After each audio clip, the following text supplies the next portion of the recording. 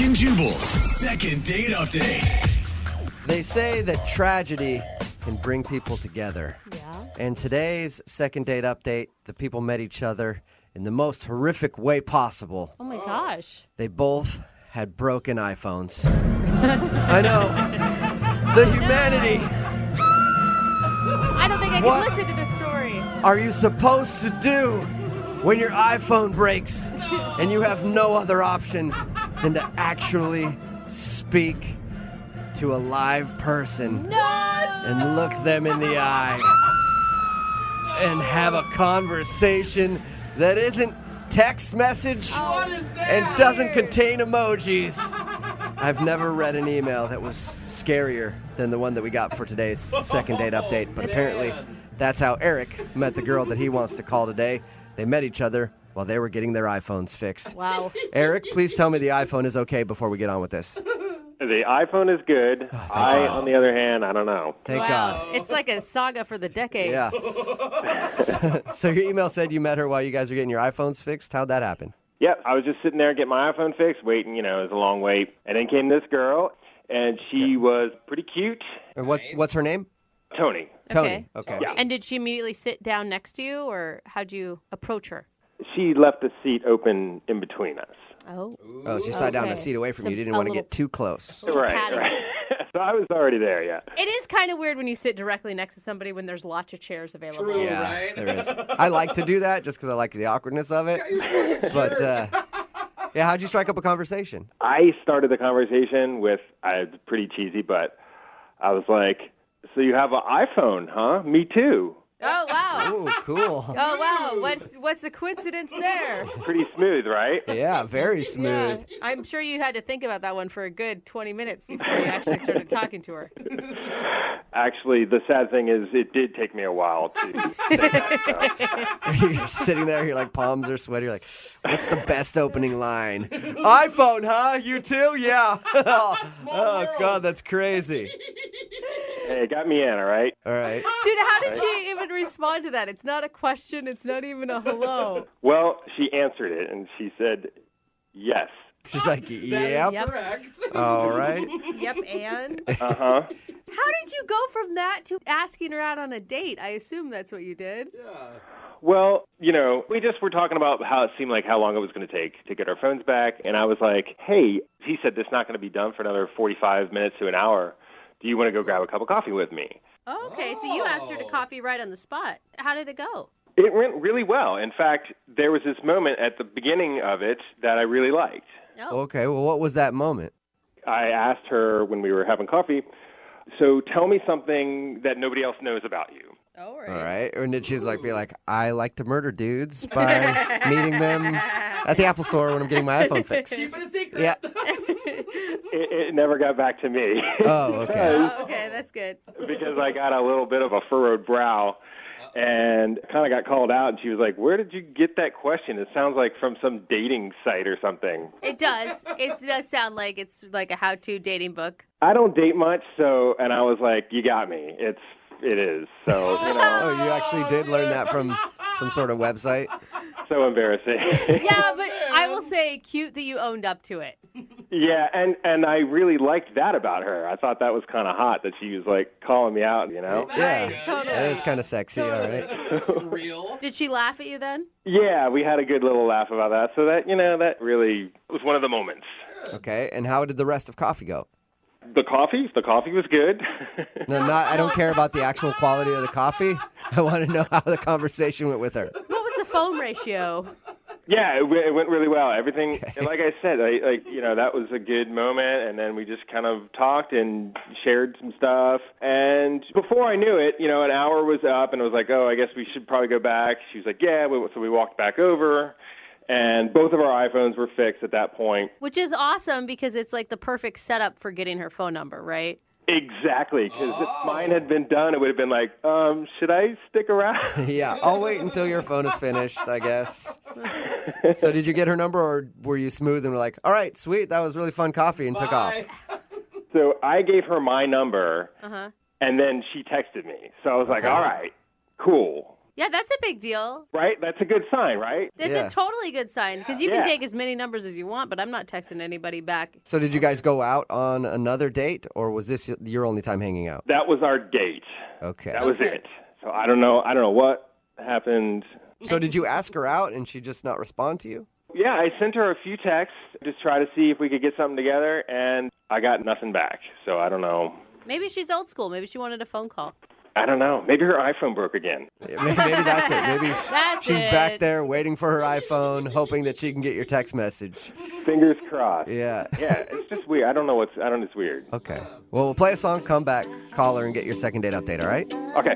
All right, man. Hang on. I don't wanna know. Moving 92.5. Brooke and Jubal in the mornings. Second date update. Right in the middle of a second date update, and if you're just joining us, Eric is on the phone, and today he wants to call a girl named Tony. They actually met while they were getting their iPhones fixed, and to kill time, they went and grabbed coffee. He says that they had a great time, and she was flirty, and they laughed a lot and had fun, but now she's not calling him back. I actually think I may know the reason, Eric.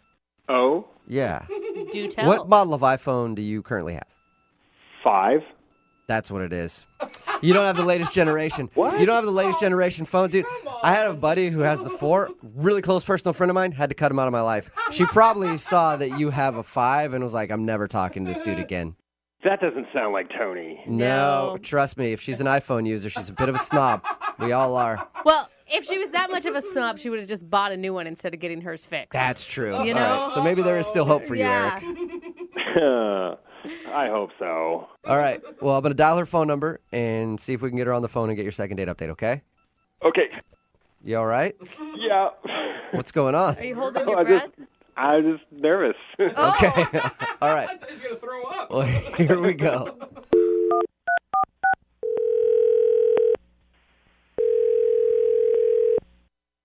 Hello? Hi, can I speak to Tony, please? Yeah, this is her. Hey, Tony. My name is Samson. I'm calling from the Apple Store, just checking in on your iPhone.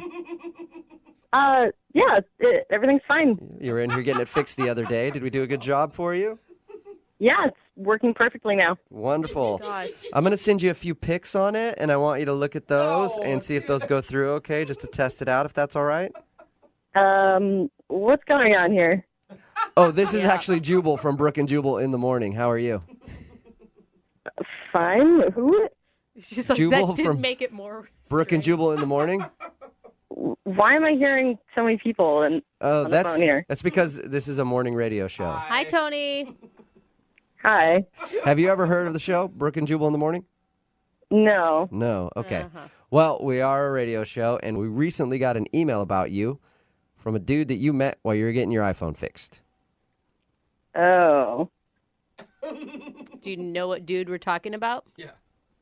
Yeah, I haven't been meeting a lot of dudes while getting my iPhone fixed, so you must be talking about Eric. Yes, we were talking about Eric. So Eric told us how he met you, and he said that you guys went to coffee and had a really good time, and he wants to take you out on a regular date, but you're not calling him back. Mm-hmm. Is there a reason? I just wasn't that into it. But you could understand why he'd be confused with that because you exchanged numbers with him at the end. Yeah, I know. I probably shouldn't have given him my number. Did you do that just to be nice? I mean, I was kind of taken off guard, honestly. Okay. So it sounds like you don't like Eric. I thought he seemed like a nice guy, but I guess I was wrong. Why? Yeah. He sounded like a nice dude when we talked to him. Well, yeah, I sounded like a nice guy when I was talking to him, too, but actions speak louder than words. Whoa. What do you mean? You said actions speak louder than words. What were the actions that make you think that he's not a good person or whatever? Well, did he tell you what happened when we met? He said that you guys were both sitting there waiting for your iPhones to get fixed and then decided to go get some coffee. And according to him, it was very flirty and you guys had a fun time. That's it? That's Yep. it. So he didn't tell you about the end of our date? He just told us at the end of everything, you guys got your phones back and exchanged numbers. And then that's where he left it. Well, when we were leaving the coffee shop, he grabbed like 20 packets of sugar off the table and shoved them in his pocket before he walked out the door. What? Whoa. He grabbed sugar packets? Yeah, like a huge handful of sugar packets. And he was looking around like all suspicious, you know, making sure nobody saw him do it. And it totally caught me off guard. Did you ask him why? Was he trying to be funny or something? No, I didn't have to ask him why. He's obviously a thief. Wait, and and sugar is his thing to steal? Sweet tooth man. Well, from the coffee shop at least. Who knows what else he steals from anywhere else? Okay, so you're mad at him for taking the sugar packets? Yeah, it just says something about what kind of person he is. I just think he's a despicable person. Okay, I can appreciate a person who actually sees a red flag, but maybe there's like a logical explanation. The only explanation at all is that he stole from that coffee shop. The sugar packets, though. I don't care what they were. Would it be any different if he stole the silverware off the table at a restaurant? I don't mean, I guess I see your point, but... How could you think that's not a big deal to steal from a restaurant, from any business? Okay. I just wanted to make sure that there wasn't another issue, too. I agree with you, though. It's crazy that he would do that. Well, it is weird. I mean, you got to think. It is weird. If he has the, gall to take 20 packets of sugar in front of you on your first hangout, he's obviously pretty comfortable just taking things. Yeah, it's messed up. You should have seen the smug look on his face. Like he's so proud of himself for stealing 20 sugar packets and saving Okay, I himself can't 2 listen cents. to any more of this. Are you kidding me? Are you kidding me? Whoa. Sugar packets. That is what gave you a bad feeling. What is going on? Oh, that's Eric. He's actually on the other line listening What? and wants to talk to you, but he couldn't wait until I told you that. Yeah, I came in because this is ridiculous. Tony, you said you had a bad feeling and that actions speak louder than words. And I was like, did I punch any babies? Come on. What? Oh, wow. You got to be You have to kidding. punch a baby to be a bad person? You said it like it was the worst thing I'd ever done. You'd ever seen anybody do. You are a thief, Eric. Everybody does that. No, not everybody does that. My Meemaw taught me that. Well, your Meemaw must be a pretty bad person, too. She's taught you some pretty terrible habits. My Meemaw was a beautiful woman. You're not speaking of me, Mom. Yeah. But can I just ask, why 20 packets of sugar? What do you use them for? It's Splenda. First off, it's not sugar, right? It's Splenda. Big difference. Yeah. Which I guess is harder to buy yourself. It's more expensive. That doesn't mean you can steal it from someplace like a coffee shop. I pay for the coffee, and I get to take as many Splendas as I want. That's what it's there for. You can do it too. No, you get to use as many Splendas as you want while you're there. Yeah, I mean, she kind of has a good point. Like, if everybody went in and took 20 packets of sugar and Splenda, they'd spend more money on that than the actual coffee. They would refill it. They do. I know. Do you, take the rest of the ketchup home after you're done using it there? Do you take home the salt and pepper shakers, too? Use them for your meal, so they're yours now. No, that's different. It's not different. It's not different. How is that different? You are a thief. Either way, you're stealing from the establishment. Wow, Tony, you are angry. Hey, Tony, if you had such a big problem with it, why didn't you say something? We had just met. I didn't feel like it was my responsibility to scold you for stealing. I just can't believe that you're yelling at me for taking packets of Splenda. I can't believe you're not in jail for stealing.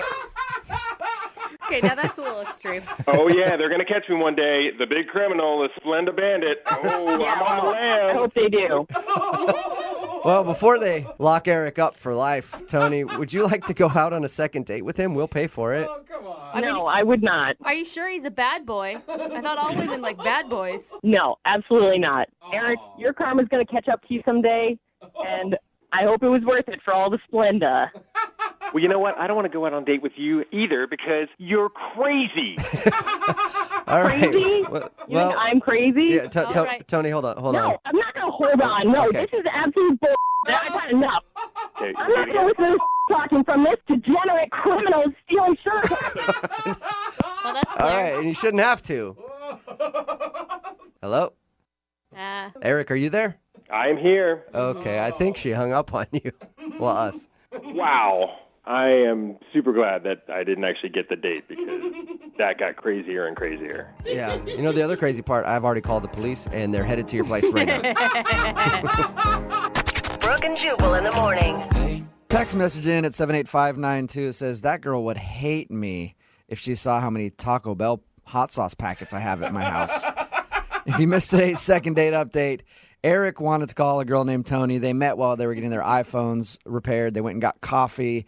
And turns out that he is a thief and a criminal and needs to be locked up because he took some Splenda packets. Come on, like man. 20 Splenda packets. And she called him a thief and all kinds of names, and they agreed to not go out again. Jeez. Hopefully she'll find someone that is a better person to hang out with. And I think, yes, we should definitely call the authorities on that guy and make sure that justice is served. Give him a break. Come Remember, on. if you want to do a second date update, all you have to do is email the show, and we will call the person who didn't call you back. Brooke and Jubal's second date update. You know, we don't air every single one of these second date updates. Yeah. We only air the good ones. Yeah. Because there are a lot of just average ones that are like, yeah, I just didn't think she was that cool and didn't want to call her back. Yeah. Not very entertaining, Yeah. but we do get emails from weird people. All the time. And there's enough of them out there to fill quite a few hours of time. It's a reason Craigslist exists. Nicole is on the phone right now. Nicole, how are you? Hi, good. How are you? Good. Now, you emailed us about a guy named Tony. Tell us about your email. Well, I went on a date, just one date. I guess basically he hasn't called me back. You sound kind of nervous right now, Nicole. Are you nervous? I don't know. I feel a little funny about it, I guess. You know? Okay. What did you guys do on your date? I'm an actress. I'm in a play. And we met up to have drinks first, and then he came to see the play. Nice. Oh, I okay. love drunk actresses. It was one drink. Okay. It was kind of a risky move on my part, but you know. And then what happened? Well, I thought, we had this drink, and it was nice, and then I came out after the show, and he was gone. Like, he didn't text me. I couldn't find him. Did you have a bad performance? I don't think so. I thought it was, I've had lots of people tell me they thought it was great in the show. I don't know, maybe. Were you expecting, did you have high hopes? Yeah, kind of. I didn't know him that well yet. So. This is like a first date. He doesn't even really know much about you other than he's going to check out your show. Yeah, but I'd be so good even strangers would bring me flowers. Oh, right. Oh, okay, Sure. But now I'm like, I really have to know why. I'm just like kind of starting to obsess over it. Like, what happened, Have you tried to get a hold of him? I have. I've texted him and nothing. Huh. Okay. Maybe Weird. he had an emergency, but he didn't call you at all? Maybe. Now it's been almost 2 weeks. Yeah. All right. We're going to call him right after this, see if we can get him on the phone and ask him why he ditched you, okay? Okay. All right, hang on. Brooke and Jubal in the mornings. Second date update. Okay, Nicole's on the phone with us. She emailed us about a guy named Tony. They kind of went on a date. Nicole is an actress, and she invited Tony to her show. Nicole, what show were you performing in the first place? Sound of Music. Sound of Music. Oh, Yeah. nice. What do you play? The lead, the Julie Andrews part. Wow. Okay. So you weren't just like a character this is your production pretty much. You're the star. Okay. These are a few of my favorite things, Nicole. All right, Nicole. It's weird that he would just ditch you and not hang around after the performance. Did you guys have... Yeah, to not give me anything. Okay. Call him right now. And feel free to jump in whenever you want, okay? Hopefully in song. Okay. Dude, that'd be awesome. Second date update musical style.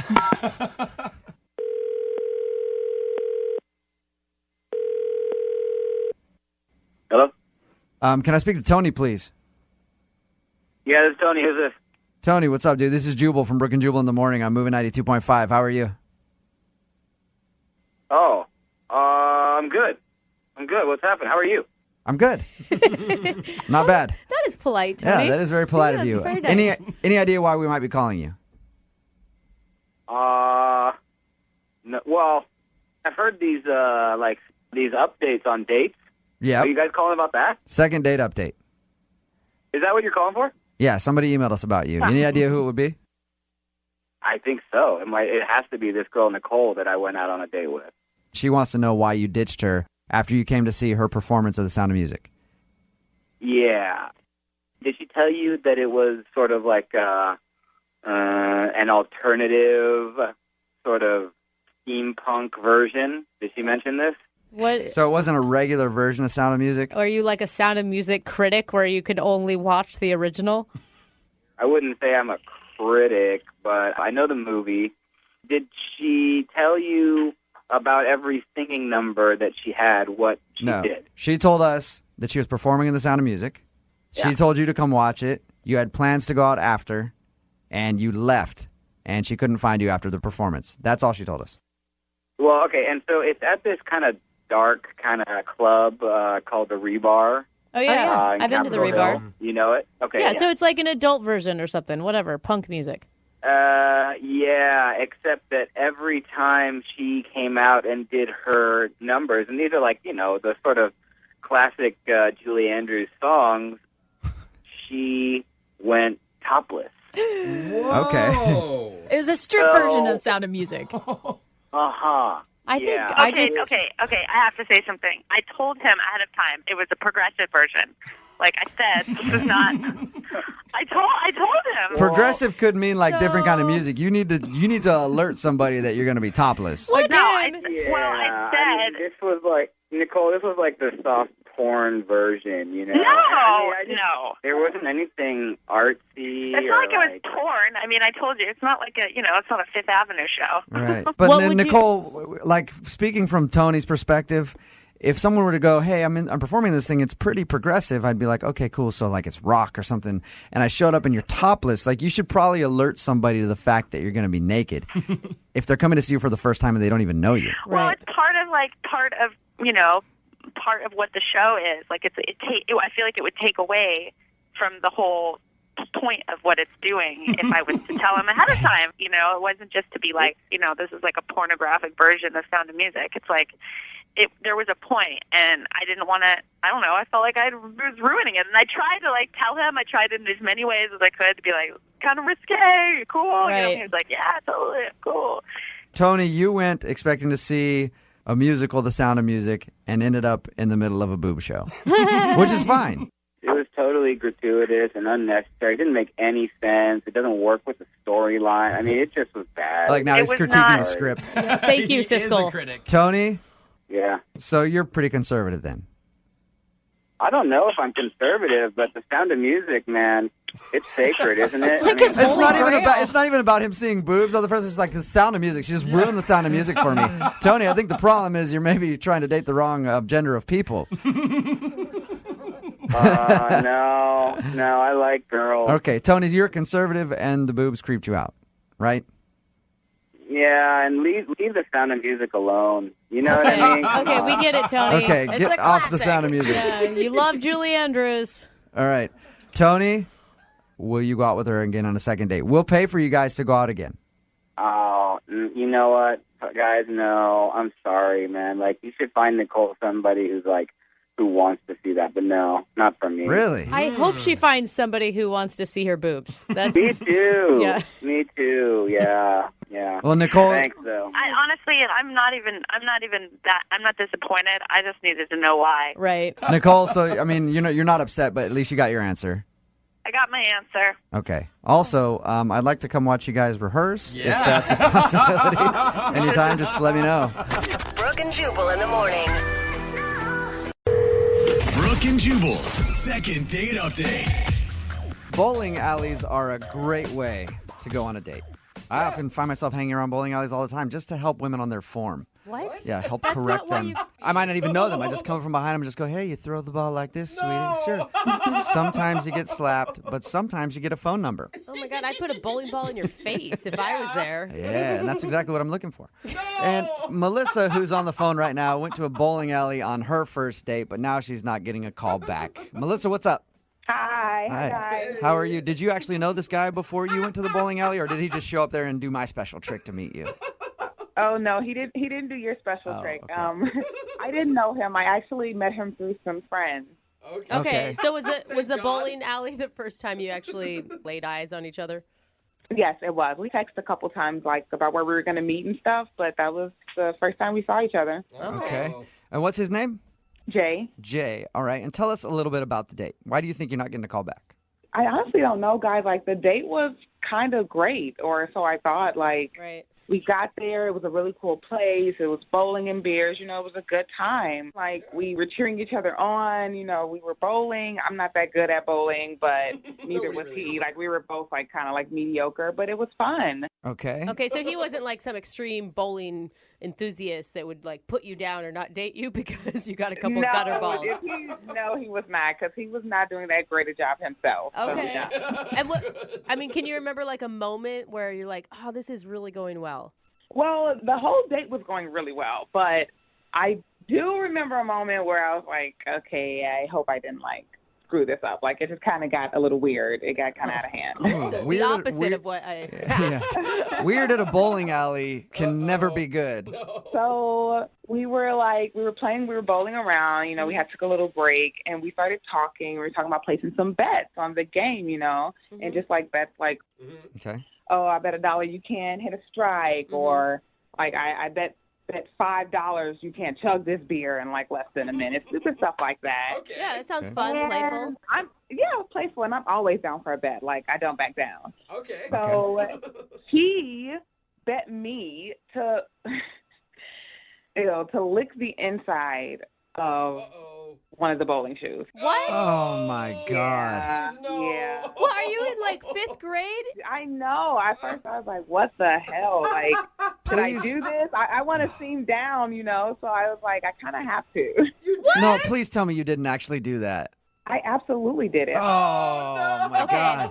I thought he would think I was cool. Oh, we've done a lot of second date updates. I've got to say, this is the filthiest thing I've ever heard happen on a first date. They spray them. They sprayed the shoes. It's not an excuse. You know, what did it taste like? Ew, Brooke. Okay, no, that's disgusting. I'm not going to say that. I don't know. It honestly kind of tasted like a wet sock, like a soggy sock. Soggy It was bad. I think you're kind of badass for doing it. You know? Exactly. That's what I was thinking he would think. That is disgusting. Not. What did he do after you did it? Oh, he was cracking up. He just thought it was the funniest thing in the world. I don't know if he was laughing with me or at me. Like, he just was cracking up, but I don't know, like, he hasn't called me. We haven't made plans for a second date, so I'm thinking that was it. But then I thought, like, that was okay. I thought we were having a moment. Did you guys kiss? Okay, so. Oh, no. Yeah. I mean, we didn't kiss, but I swear there were moments, like when we were getting ready to leave, he walked me out, you know, we were waiting, he called me an Uber and everything. Yeah. That's where there were so many moments I thought he was going to kiss me, but I'm sure he was thinking about the shoe, because I was thinking about the shoe. Like, is he going to want to kiss me? No way, So you guys didn't kiss? No, I didn't get my kiss. Well, you can't be surprised. But come on, that's not fair. He's the one that dared her. He dared me, exactly. If you bring it up and you can't handle the actual truth of what happens, then that's on you. Yeah. And have you heard anything from him since your date? No, I text him the day after the date, just like, you know, hey, what's up? I had a great time last night. Thanks for taking me out. Just thanking him. Good. I made a little joke about the shoe thing. I think I said something like, I used a whole bottle of Listerine or something. I don't know what I said. Yeah. But I was like, I'm all good. My breath's okay. Like, but he didn't text me back. Do you think it's the shoe licking that did you in? Did you listen to yourself? Well, I don't know. Like, my friend said that he was a ladies' man, okay? Okay. So it could be like 70% shoe, 30% he's a ladies' man, and he just like has other girls. Okay. Right. You know, I don't know how many dates I've been on where I'm like, if I just wouldn't have licked that damn shoe, I wouldn't have been in this position right now. All right. We'll play a song, come back, call him, and get your second date update, all right? Thank you. All right, hang on. Moving 92.5. Brooke and Jubal in the mornings. Second date update. If you're just tuning in for the second date update, Melissa the shoe licker is on the phone with us. Oh, And my God. Melissa went out on a date with a guy named Jay. They went bowling. They had a fun time. And at some point, they were making bets with each other. And he bet her to lick a bowling shoe. The inside. The inside of a bowling shoe. Even worse. And she did it. And like I said earlier, this makes today's second date update the most disgusting in the history of second date updates. And we've heard a lot of really bad things. Yeah. So she licked the inside of the bowling shoe, and she thinks that that's the reason she's not getting a call back. Maybe it grossed him out too much, although he did bet her to do it. Yeah. She hasn't heard from him in a couple of weeks, so we're about to get him on the phone and find out if that is the reason he's not calling her back. Melissa, you got the shoe out of your mouth. You ready to do this? Yes, it's out of my mouth, and I'm ready. Okay. And I think if that's the reason he's not calling you back, it's so unfair because guys always say, I want a guy's girl. And then you give them a guy's girl, and then they decide they don't want They're that. like, gross, bro. Yeah. I wouldn't even hang out with one of my dude friends if he did this. That's nasty. All right. Here we go. I'm going to call him right now. Okay. All right, here we go.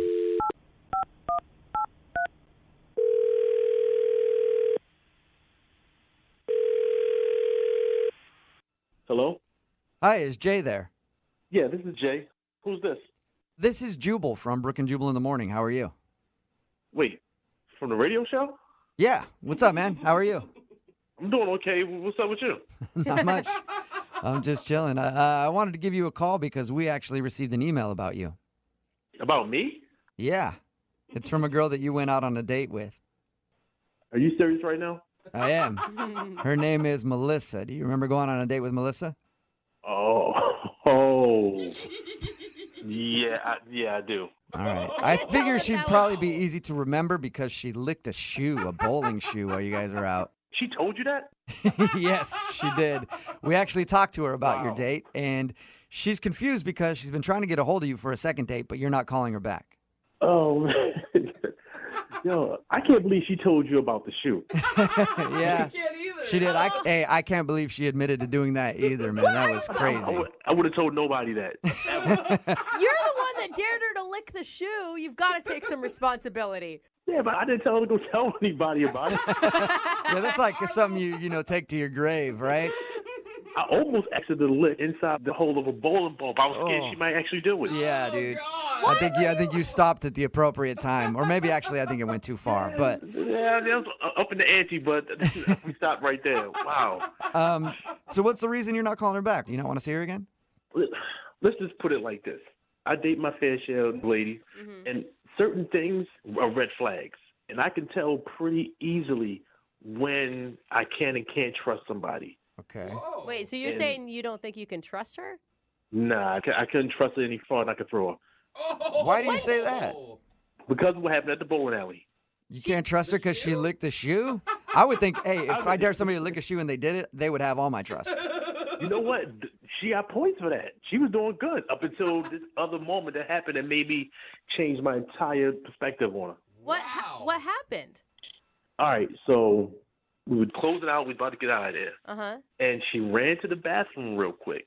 Okay. You know, and I said, okay, cool. I'm going to go and take your shoes and check them back in with the front desk. So as I'm dropping the shoes off, the cashier guy leans into it and said, hey, that's your girlfriend or whatever. I'm like, nah, not yet. Just kind of joking with him. Mm-hmm. And he was like, well, you might be dodging a bullet, man. So what are you talking about? Whoa. So he then tells me he was watching us bowl the whole time.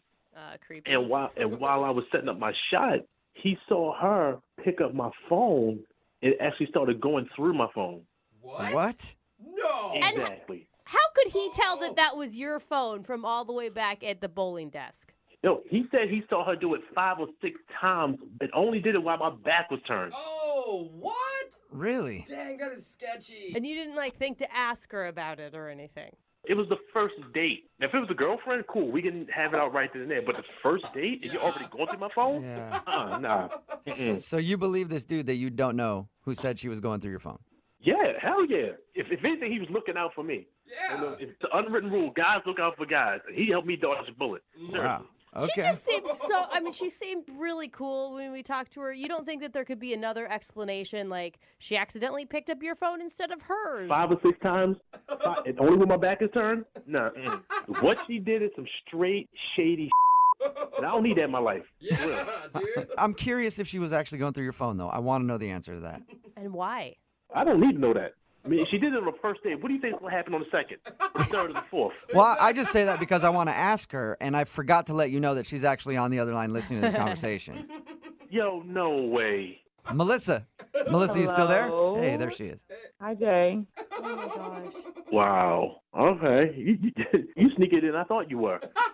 I am not sneaky at all. You got it all wrong. That story, his side of the story, it is not how it looks. It's not what it seems like. Really? So you weren't going through his phone? I mean, not like that. It's not like I hacked into his phone and was looking through every little detail. No. Wait, Melissa, I was like standing up for you. You actually were looking at his phone when his back was turned. Okay, listen. I was sitting there. He's bowling. His phone buzzed loud as hell. I just so happened to look over, and it's right there. I'm not blind. I can see what it says. So just leave it there. You don't pick it up and then start reading all his messages. Exactly. I saw a name, and it looked like a female's name. I think it was Sammy or something like that. And I just leaned the phone over to see what the text said. He's the one who has the message right there on his screen. Wow. And it said, "Are we still on for tonight? Are you still picking me up?" Something like that, like at 9, like right after our date. What? It was weird. So I was just like, what? What's that? Oh, Jay. Yeah, it was weird when you looking at my messages. I mean, but your messages were sitting next to me, so I looked over. I wasn't trying to be sneaky or anything. We were having a good time. All right, cool. So you saw something on my phone. Why are you going back to my phone again 5 or 6 times after that? Did you not keep picking up my phone? It was not. It was like 2 or 3 times. 3 or 4 Why are you still times. picking up my phone? That's the point I'm trying to get you. Why are you picking up my phone? It kept going off. Like whoever that girl was, she kept texting you. So I'm just trying Okay, wait. Are you the phone monitor or something? No, but me and you are on a date, and I want to know if you're involved with someone else. I know your reputation, and I'm sure you know your own damn reputation. And you're a good-looking guy. Shorty, that's none of your business. We're not together. Look, you have a reputation. You know your reputation. I know it. Our friends know it. You're a ladies' man, so don't act like it's all out of the blue why a female, because I'm sure they've done it in the past, looks over and checks your phone, especially if they're on a date with you and your phone's just getting blown up. I think anybody would do that. Actually, if it was my phone and you were sitting down and I'm bowling and my phone's just going off, buzz, buzz, buzz, buzz, buzz, you can't tell me you wouldn't look over. Like, who's hitting her up so much? Who wants to know where she is? It's like, yo, do you hear what you're saying right now? All right, you hear what you're saying? I would never go through somebody's own phone when we're on a date, a first date at that. Well, that's you. I want to know who I'm dating. Don't rationalize your craziness and try to tell me what I'm going to do on a date. I'm not trying to rationalize it. I think any sane person would do what I did, and I'm not like mad that I did it. I don't feel bad for doing it. I wanted to know who you were, what was going on with you, and if I saw something suspicious, then I'm going to look into it. I don't really blame her. I mean, she's just trying to look out for herself a little bit. His phone was you can't off, defend like that. buzz, buzz, buzz, buzz, buzz. I'm like, but you did have looking for you. You had 2 dates planned in the same night, Jay. I mean, you kind of had a point. All right, wait. All right, look, we about to like just squash all that nonsense. Let me tell you this right here. The name that came up, Sammy, that's a dude. It's not a chick. It's a dude. That's a dude. Sammy really? Tripping, man. No, guys. Sammy in his phone, it was spelled Sammi. No guy spells Sammy like that. That's a girl. Sammy for a guy is Sammy, sweetie. I know that. So it wasn't like that in your phone. That's a girl. Okay, so all right. So now there's rules of how I have to spell my boy's name in my phone. Okay, can you get any further in my business? Melissa, why did you even call for a second date with this dude if you think that he's a player and like planning dates after you? I still thought the date went good, and I asked my friends, like, do you guys know anybody named Sammy? And nobody knew a Sammy, so I'm like, maybe it's nothing. Yeah. But I didn't know that he knew that I looked. So I thought maybe we could have a second date. I just got caught, gosh. All right, well, Jay, I have to ask this question. Maybe I don't know the answer. I don't know what's right and wrong anymore. Jay, would you like to go on a second date with Melissa? We will pay for it. Dude, really? Yeah, yes, I'm asking. Would you like to go out with her again? It sounds like you guys have the perfect foundation for a great relationship. Nah, Chief, I'm going to pass. But if I need somebody to check my phone messages, I know who to call. Oh, gosh. I'm sorry, Melissa. No second date for you. That's okay, guys. Thanks for trying. Yeah, it doesn't sound like it was meant to be. No, it doesn't. You know what? I'm actually kind of glad this happened, though. I mean, I dodged a hell of a bullet, man. Yeah. Right. Well, good luck to you both, okay? Thank you, guys. All right, man. Thanks. And Jay, tell Sammy I said hi, however you spell her name. It's a dude, not a girl. Brooke and Jubal in the morning. Text in at 78592 says, who lets their phone out of their sight? It's a very good question. Talking about today's second date update. If you missed it, Melissa wanted to call this dude named Jay. They went bowling, but he wasn't calling her back. And we got him on the phone, and he told us that he didn't think he could trust Melissa because as they were closing out their tab, she went to the bathroom, and the cashier revealed that she saw Melissa going through Jay's phone. And she admitted that she did look at his phone multiple times while they were on the date. She said it was because it kept buzzing over and over, and she argued that anybody would look at the phone if it was ringing that much. No, I'm sorry. That's but... sketchy. I mean, it's basically on par with reading your diary. You know? Yeah, pretty much. So she was opening his phone and going through it to see who was contacting him. I mean, come on a first date, maybe still, when you're dating, you still shouldn't do it. Yeah, trust somebody. So he said no to another date because he's not interested in going out with her because it's probably only going to get worse. Yeah. Hey, you know what, though? I'm proud that people saw red flags and actually paid attention to them. There you go. Yeah, exactly. You know, that doesn't happen very often in this world. That's true. A lot of times people are like, well, I mean, I guess I kind of understand. Yeah. And then fast forward to like 2 years later, and it's like, dude, she's just jealous going through my phone all the time. She is trusting. I didn't see it coming. Had no idea. Remember, if you want to do a second date update, all you have to do is email the show, and we will call the person who didn't call you back. I think I know exactly why the girl on the phone for a second date update today isn't getting a call back. Okay. Oh. It's because she moved way too quick. Oh. Yep. Okay. I read her email. It says she met a guy on a dating app. Uh-huh. And get this, she talked to him for 2 months, and then they went out on a date. Oh, my gosh. That's way a long too play. quick, Mel. Yeah, sorry, Mel. What are you thinking? Are you making fun of me for taking it slow? No, I'm saying whatever happened to the 7-month rule? Like, standard. I know. It seems crazy that it took us that long. Why did it take 2 months to go out with this guy? Are you that cautious? No, I mean, it's just kind of timing and everything. Because, like, Okay. at first, you know how when you're on those apps, like, you meet, like, 8 million different people. So at first, it was, like, the little high. It's, you know, over the next couple of weeks, it slowly kind of ramped up. Then we were starting to, like, get a little flirty, have a little fun. I mean, it was all G-rated, but we were texting constantly. You know, it's kind of back and forth. And at work, when you're, you know, sneaking peeks at your phone, you heard the little ding, and you're all excited. So, Oh, Mel. Is this normally how you do it with dates? It takes you this long? no. This one was just a cool situation, kind of, that we were actually taking a little time to get to know each other. And Okay. Yeah, it sounds like you guys actually got to know each other better than I know anybody in my life. 2 months texting back and forth, and then you guys actually went out. What did you guys do when you finally met up? we just met for drinks, and we just kind of clicked right off the bat. I mean, I was laughing so hard. My face was hurting. You know how when your cheeks start to hurt because you're having so much fun? And you sound like you're a hard person to get to laugh, so I imagine he was really hysterical.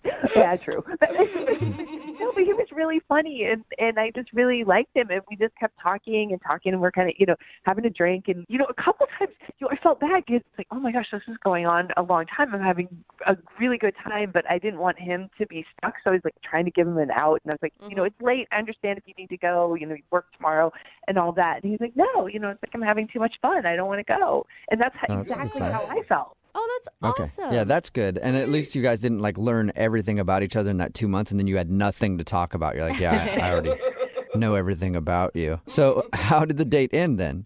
It was really sweet. He walked me to my car, and he just gave me a nice kiss on the cheek and said goodnight. It was great. That is sweet. Was there plans to go out again? Well, we'd mentioned that we were going to look at our calendars, and it just changed. And all of a sudden, I'm not hearing from him. I'm starting all the text conversations, and when I got a response back, and it took a while to get a response, it would be really short, almost kind of rude. It was like a completely different person. Wow. That's Wow. weird. And why do you think that is? Do you think you upset him in some way? It's so funny. I've been over this so many times in my head. And I did realize, and I feel kind of bad that I did not offer to split the check. And because he just kind of grabbed it and took care of it. So I didn't think anything of it because it's, gentlemanly on the first date. But we were there a long time and we had, a good amount of food. So I imagine it was probably a pretty big bill. Did you thank him? I mean, did you thank him for paying? Oh, yeah. Oh my gosh, of course. Yeah. Okay, so you weren't rude. But there's a couple other things that have been like kind of occurring to me, and I've had plenty of time to think about it. That, we did talk a little bit about like politics and religion, but it seemed okay because we seem to be on the same page with everything. You're both Satan worshipers. No, nothing crazy, but we just seemed like we were, kind of on the same page, so it didn't seem like a big deal. Didn't seem like that was super, controversial. And then the only other thing that I didn't think it was a big deal, but like while we were walking to my car, I told him, I'm like, please don't look in my car when we get there because it's kind of a mess. Oh, yeah. Oh, God. I understand that. I didn't think that much of it, but I'm like, I don't know, maybe he was really scoping it out or something and, thought it was bad. I don't know. That's not a big deal. God, you Yeah, insulted do you think him. he looked in your car and it was filthy and that's why he doesn't want to go out with you? Those are the only things. I've had an entire week to try to figure this out, and those are the only things I can come up with. I mean, I don't know. Those would be really weird reasons not to call somebody back, I feel like. Yeah. I mean, the religion thing and the politics thing, maybe, but if he was offended, you think you would know right away. Yeah, you can see it in their face. Totally. Totally. Okay. That's All right. Well, disappointing to go from such a high to such a low. Oh, it's killing me. It's absolutely killing me. That's why that's why I'm talking to you guys. I need help. okay. Well, we'll play a song, come back, and then call him and get your second date update, okay?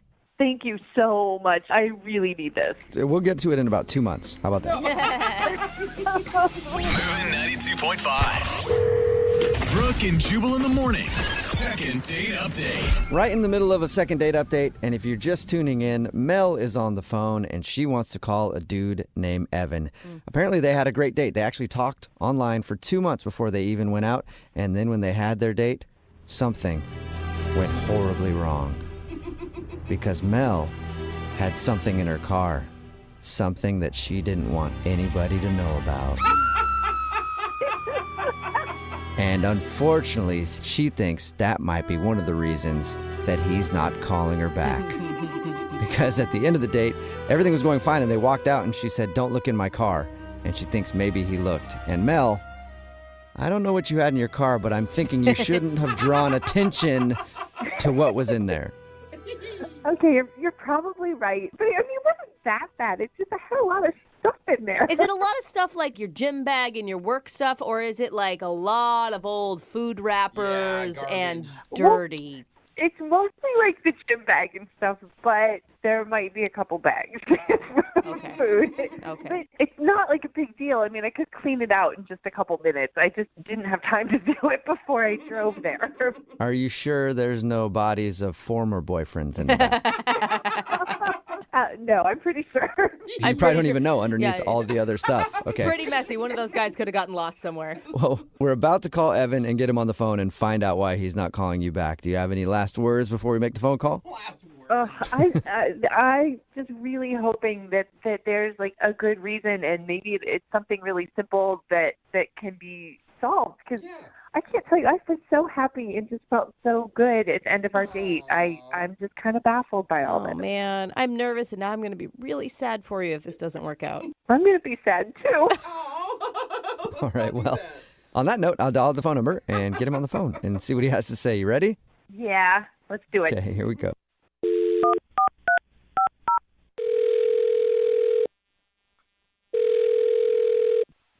Hello? Hi, can I speak to Evan, please? Yeah, this is he. May I ask who's calling? Yes, you may. This is Jubal from Brooke and Jubal in the morning. How are you? I'm doing well. What can I do for you? Do you have any idea who I am or where I'm calling from or anything? No, but I mean, what can I do for you? Okay, well, my name is Jubal, and I host a radio show called Brooke and Jubal in the morning. On the phone are also Brooke and Jose. Hey, what up? Hi, Evan. How many are there more people? No. No, this is it right here. Just us. All right. Do you need something? What? We do, yeah. We got an email about you from one of our listeners. What?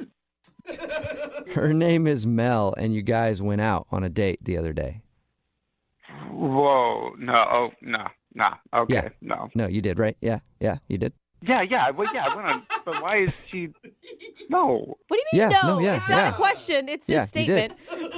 So let me explain to you, okay? We do a segment on our show called the Second Date Update. That's where if you go out on a date with somebody and then end up giving them the cold shoulder after, they email us to see if we can get you on the phone and find out what went wrong. So you've been kind of avoiding Mel, and she was hoping maybe we could talk to you and figure out why. Oh, come on, this is low. This is not. What is low? This is not a thing. What's low about it? I mean, she was really into you, man. She said that you guys talked for 2 months leading up to the date. I mean, yeah, but that's none of your business. Well, That's she sort of made it our valid business, point. so now we're on the phone with you asking why you don't want to see her again. Dude, I mean, You could have just told her to begin with, and we would have avoided all of this. I don't know. She's not the woman I envision myself being with. Oh, no. Okay. Is it a looks thing? Is that what you're implying? Oh, no, I'm not that superficial. So it's about her personality, not her looks. That's cool, too. It's not. It's who she is as a person, not. Whoa, that is deep, man. What don't you like about her as a person? We talked to her, and found out a little bit about your date, and she sounded cool to me. Sounded nice. Yeah, she's very nice. She's a very nice girl. Okay. Which is kind of the problem. I mean, nice girls are good to work with. They're good to have as sisters. That's not what I'm into. Wait, she's nice and you don't like her because you want a bad girl? Yeah. Okay. What? All right. Is that it? Yeah, I mean, she's not mean enough. Mean? Like, you wanted her to insult you, or? The woman I'm attracted to needs to have an edge. Okay, and what does that mean for you? How do you define a woman with an edge? She's got this air of danger about her, Oh. a little off the cuff, something not right. Something not right. Not all there. Slightly mentally unstable is kind of what you're looking for? No. I want a girl that, can lash out kind of on a moment's notice for no reason. Okay. So that can surprise me. All right. So you're looking for a girl who's a little bipolar. No, but it's just that these nice girls, what you see is what you get, and that's no fun. Okay. All right. So, I mean, I guess there's something for everybody out there, and I'm sure there's plenty of women like you're describing that are looking for a guy who likes that. Yeah, that's why on our date, I brought up politics. Politics are the perfect opportunity to argue about something. What? And then she just ended up agreeing with everything that I said, and it's really boring. I mean, I kind of get what you're saying, but I feel like you guys talked and texted for 2 months leading up to this date. Didn't you realize she was a nice person before you tried to bait her with politics? I mean, hey, I'm not the same person over text as I am in real life, and I was kind of hoping she was the same way. okay, so you're hoping she was just playing sweet to lure you to dinner, and then she was just going to rip your head off about something. You never know with some women. There's always this mystery around them, but with her there wasn't any. Oh, no, mystery. Well, Wow. Evan, there is a little bit of mystery because she's actually on the other line listening right now and wants to talk to you. What? She is? Yep. Hi, Evan. I didn't mean for you to hear all that. I'm sorry. This is the absolute dumbest reason I have ever heard or could even imagine to not like someone. I'm too nice.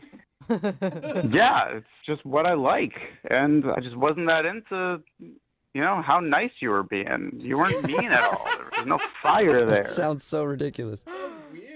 Well, this is officially the stupidest thing you have ever done in your entire life, and I'm starting to really kind of question that. I thought you seemed so intelligent and thoughtful and rational, and you're really turning that around for me. I'm not quite so sure about your IQ anymore. I'm not sure how many intelligent conversations we could have. Is that more what you like? Is that what you're after? Look at it. She's so nice at the end of it. Wait, Yeah. Does that satisfy you? No, I'm not gonna lie. That turned me on a little bit. Oh my gosh. I could be a mean girl. You're like a masochist. I'm not like that, guys. I just like a girl with a little bit of edge, and I know she's trying right now, but that's the point, is she has to try. Yeah, Mel, you should not have to try to be a horrible person. You should just be a horrible person. Seriously, because we agree on like politics, we can't sit and watch cable news and get riled up and yell at the TV. We have to yell at each other. It's a good point, Mel. Maybe you guys have things that you can get angry on together. I just want someone to go after like me a little bit, call me out on my stuff. I don't need anyone to be yelling at Anderson Cooper for me. You want to be yelling for Anderson Cooper, and you want them to be behind you about to hit you over the head with a frying pan because they disagree. I'm starting to think it could be easier and easier to yell at you, Evan. Mel's like, maybe I could become that person. You know, you say that, but I don't think it's actually in you. I think when push comes to shove, you're just going to be very pleasant. Oh, too bad. Mel. Why didn't you man up and just tell me that? Oh, there you go, Evan. She's questioning your manhood. Are you questioning my manhood? Yeah. Whoa. Yes, I am. Thank you very much. Well, I don't like it. Well, apparently that's what you do like, and you're going to sit there and take it like you should. Oh, Mel. I don't know. I feel like we're getting in the middle of something now. You know, this is kind of riling me up. It's not a bad thing. Whoa. Well, now that you're all riled up, Evan, would you like to go out on a second date with Mel? We will pay for it. Yeah, bro. You know, if she can keep this up, yeah, definitely. Oh, Mel, don't go Really? out with him. It's not bad that what he wants, but like, you don't need to change who you are, Mel. I think you're right. I don't think there's a thing as being too nice, and no, I'm not interested anymore. Oh, really? What are you talking about? You called me. You had these people call me. So now you're into it, Evan. Well, good thing I did, because I found out what you're really like, and now I won't keep thinking you were so amazing. I know the truth. Oh. Well, I just found out what you were like, and I like it. You like it. So now Mel, Evan is officially interested, although man. now you don't want to go out with him, right? No, yeah, I'm done. Oh, Okay. man. Okay, That well, came full circle. It really did. Mel, thank you for doing the second date update today. I'm sure you can find a guy out there who likes a nice lady. Thank you. You're welcome. And Evan, Yeah. you can keep trying for a date with Mel, and if that doesn't work, I got some ex-girlfriends' numbers for you. Dude. You would love them. Oh, my God. Brooke and Jubal in the morning. Brooke and Jubal's second date update. The guy on the phone for a second date update today in his email said that he uses Tinder all the time. He loves it. Okay. And he's had a lot of good and bad dates, but this is the first time he's emailed us because he thinks he might be ready to jump off Tinder because he found the one. But now she's not calling him back. His name is Keith. What's up, Keith? Hey guys, how's it going? Can I take a guess that you met this woman on said Tinder? I did meet her on Tinder. Okay, Nice. cool. And what's her name? Her name is Heather. Okay, so tell us a little bit about Heather.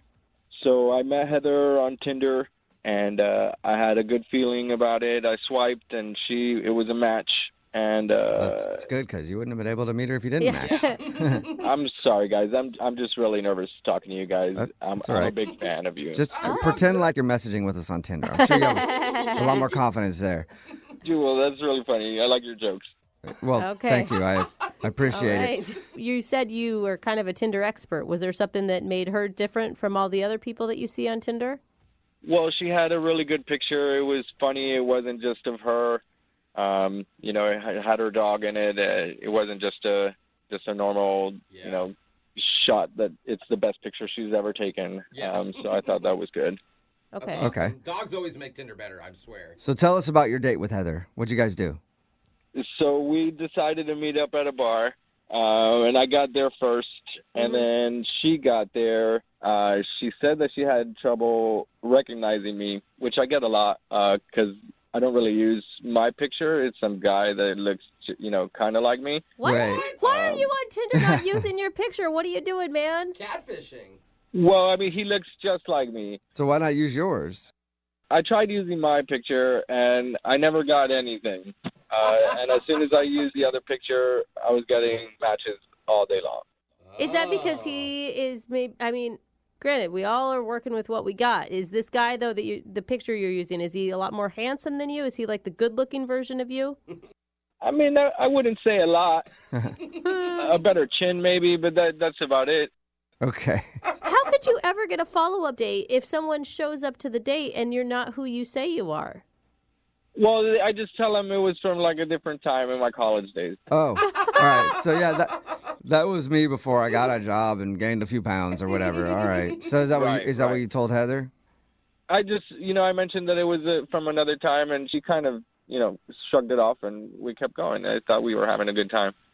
Okay, what made you think you were having such a good time? We found common interests. We like talking about celebrities and Hollywood gossip and, all the stuff that's happening. Okay. All right. So did you guys just gossip for a few hours and that was the whole date? I wish. Oh, okay. I mean, I'm not really sure what happened. It was somewhere around the middle of the date. She started feeling uncomfortable. Just the conversation wasn't flowing the way it was in the beginning. And, Okay. I'm just not sure. Did you ever recover from that or was it awkward after that?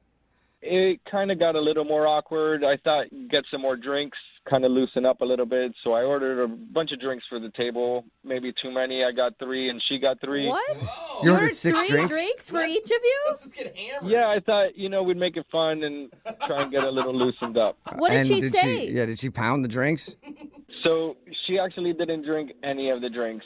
And I'm sitting there, I'm like, I ordered all these drinks for us, and I'm not going to be able to drink them. And, yeah, she kind of just said that her friend texted her. I'm not really sure. Yeah. Okay. I'll tell you, if I was in her situation, I would feel like you were trying to get me hammered so that, I would sleep with you. Oh, well, I mean, not necessarily. Not necessarily. Whatever happens, but that's not, it's not my intention. All right. So did she just leave and cut the date short? Yeah, she said, I got a text from my friend. She needs my help, and I'm going to get out of here. But I never really saw her look at her phone or anything. Okay. So, She didn't even pick up her phone at all. Just, I got a text. I know I can feel it in my pocket. It's from my friend. I have to go. Yeah. How many times have you tried to get a hold of her since that date? Like 4 or 5, but it's only been a few days. Oh, my gosh. She obviously doesn't want anything to do with you. You think so? Yes! You think it's obvious? You catfished her, then you tried to get her drunk, and then she lied about having an emergency. Nobody has an emergency from a friend. It just doesn't work that way. But we talked a lot about celebrities. What? Oh, well, there you go. So to me, the date went well. Well, we'll play a song and then come back and call her and get your second date update, okay? Can I just say one more thing to you guys? Sure. I got to say, it's an honor and a privilege to be on the air and doing this with you guys. I listen to you all the time. I'm a huge fan, and I love it. I love it. All right. Well, now I hope you get a date. But we'll do it right after this. Hang on. Moving 92.5. Brooke and Jubal in the mornings. Second date update. I really don't understand why Keith isn't getting a call back from his date. Let's recap real quick. Really? He met her on Tinder. He actually catfished her by having a picture of some other dude as his profile. Then they met up and they hung out, and there was a lull in the conversation, so he ordered 6 drinks for the table, all at the same time, 3 for her, 3 for him, in an attempt to get her hammered, so it would lube up the conversation a little bit. And then she said she had to leave because she got a text message from her friend there was an emergency, although she never looked at her phone. So I don't get it. Sounds like a pretty successful date to me. Keith, are you ready to call Heather?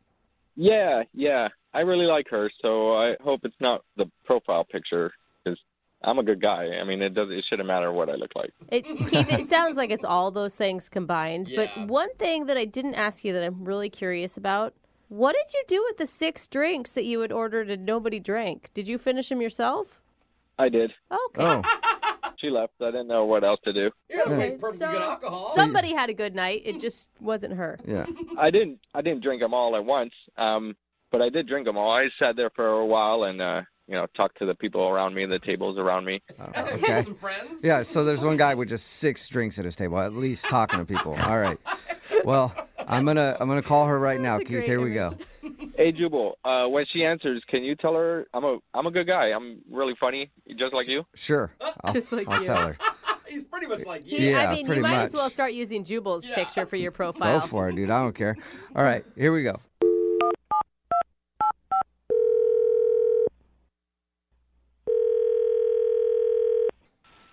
Hello, Hi, can I speak to Heather, please? this is Heather. Who's calling? Hey, Heather, how are you? This is Jubal from the radio show Brooke and Jubal in the Morning. Okay. How are you? I'm great. What What is this about? Well, Did I win something? no, you didn't. Well, that sucks. We actually do a segment on our show. It's called the Second Date Update. It's where if you go out on a date with somebody and then end up blowing them off, they can email us to get you on the phone and ask what happened. So somebody emailed us about you. Okay. Who emailed about me? It's a guy you met off of Tinder. His name is Keith. Oh. We had a feeling you'd have Yeah. that reaction. So Keith told us actually a little bit about your date, and he's wondering why he's not getting a call back.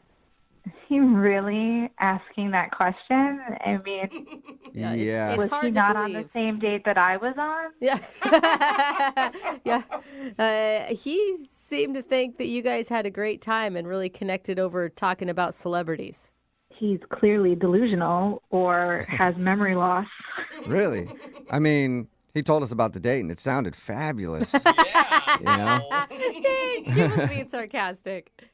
I mean, fabulous or from his point of view, but creepiest from my point of view. I don't. Really? Was it the 6 drinks that he ordered? I mean, if somebody ordered 6 drinks trying to get me drunk, I would say thanks. But then I would also think they were creepy. No, I mean, the drink part, was weird, but like that wasn't even the worst part of the date. And yeah. So I know you guys like said, like we talked about celebrities and we did, but I cannot imagine he told you the full story of that conversation because you guys are still like, I feel like you're still on Keith's side. All he told us is that you guys bonded over the fact that you're both really into celebrity gossip. That was the extent of that. It sounded innocent from the way he described it. It's not innocent. So yeah, we're like into celebrity. I mean, I'm into celebrity gossip. I read all those magazines and I love like the E! News Network. But when we were speaking about it, he proceeded to pull out his cell phone and started showing me nude pictures of celebrities that he had downloaded, like male and female. What? Nudes? Like male and female. Yeah. Just any nude celebrity. Yeah. I mean, he's like, yeah, I just search for them, and then when I find them, I download them. He's like, I have this very extensive. I mean, he had like just a folder in his photos of just all naked celebrities. Like there had to be at least 100 photos in there. What? Why would he show you that? Is it like his spank bank type thing, or like what's happening here? I don't know. I did not ask because I was just so weirded out. I didn't want to know the extent of what he does with these photos. I mean, if he's showing them to me, God knows what he's doing with them when he's by himself. Right. And then, like, if that's what he publicly shares, what does he have in private? Yeah. Like, if he's very open about that, like, what don't I know? Why? You didn't like any of them?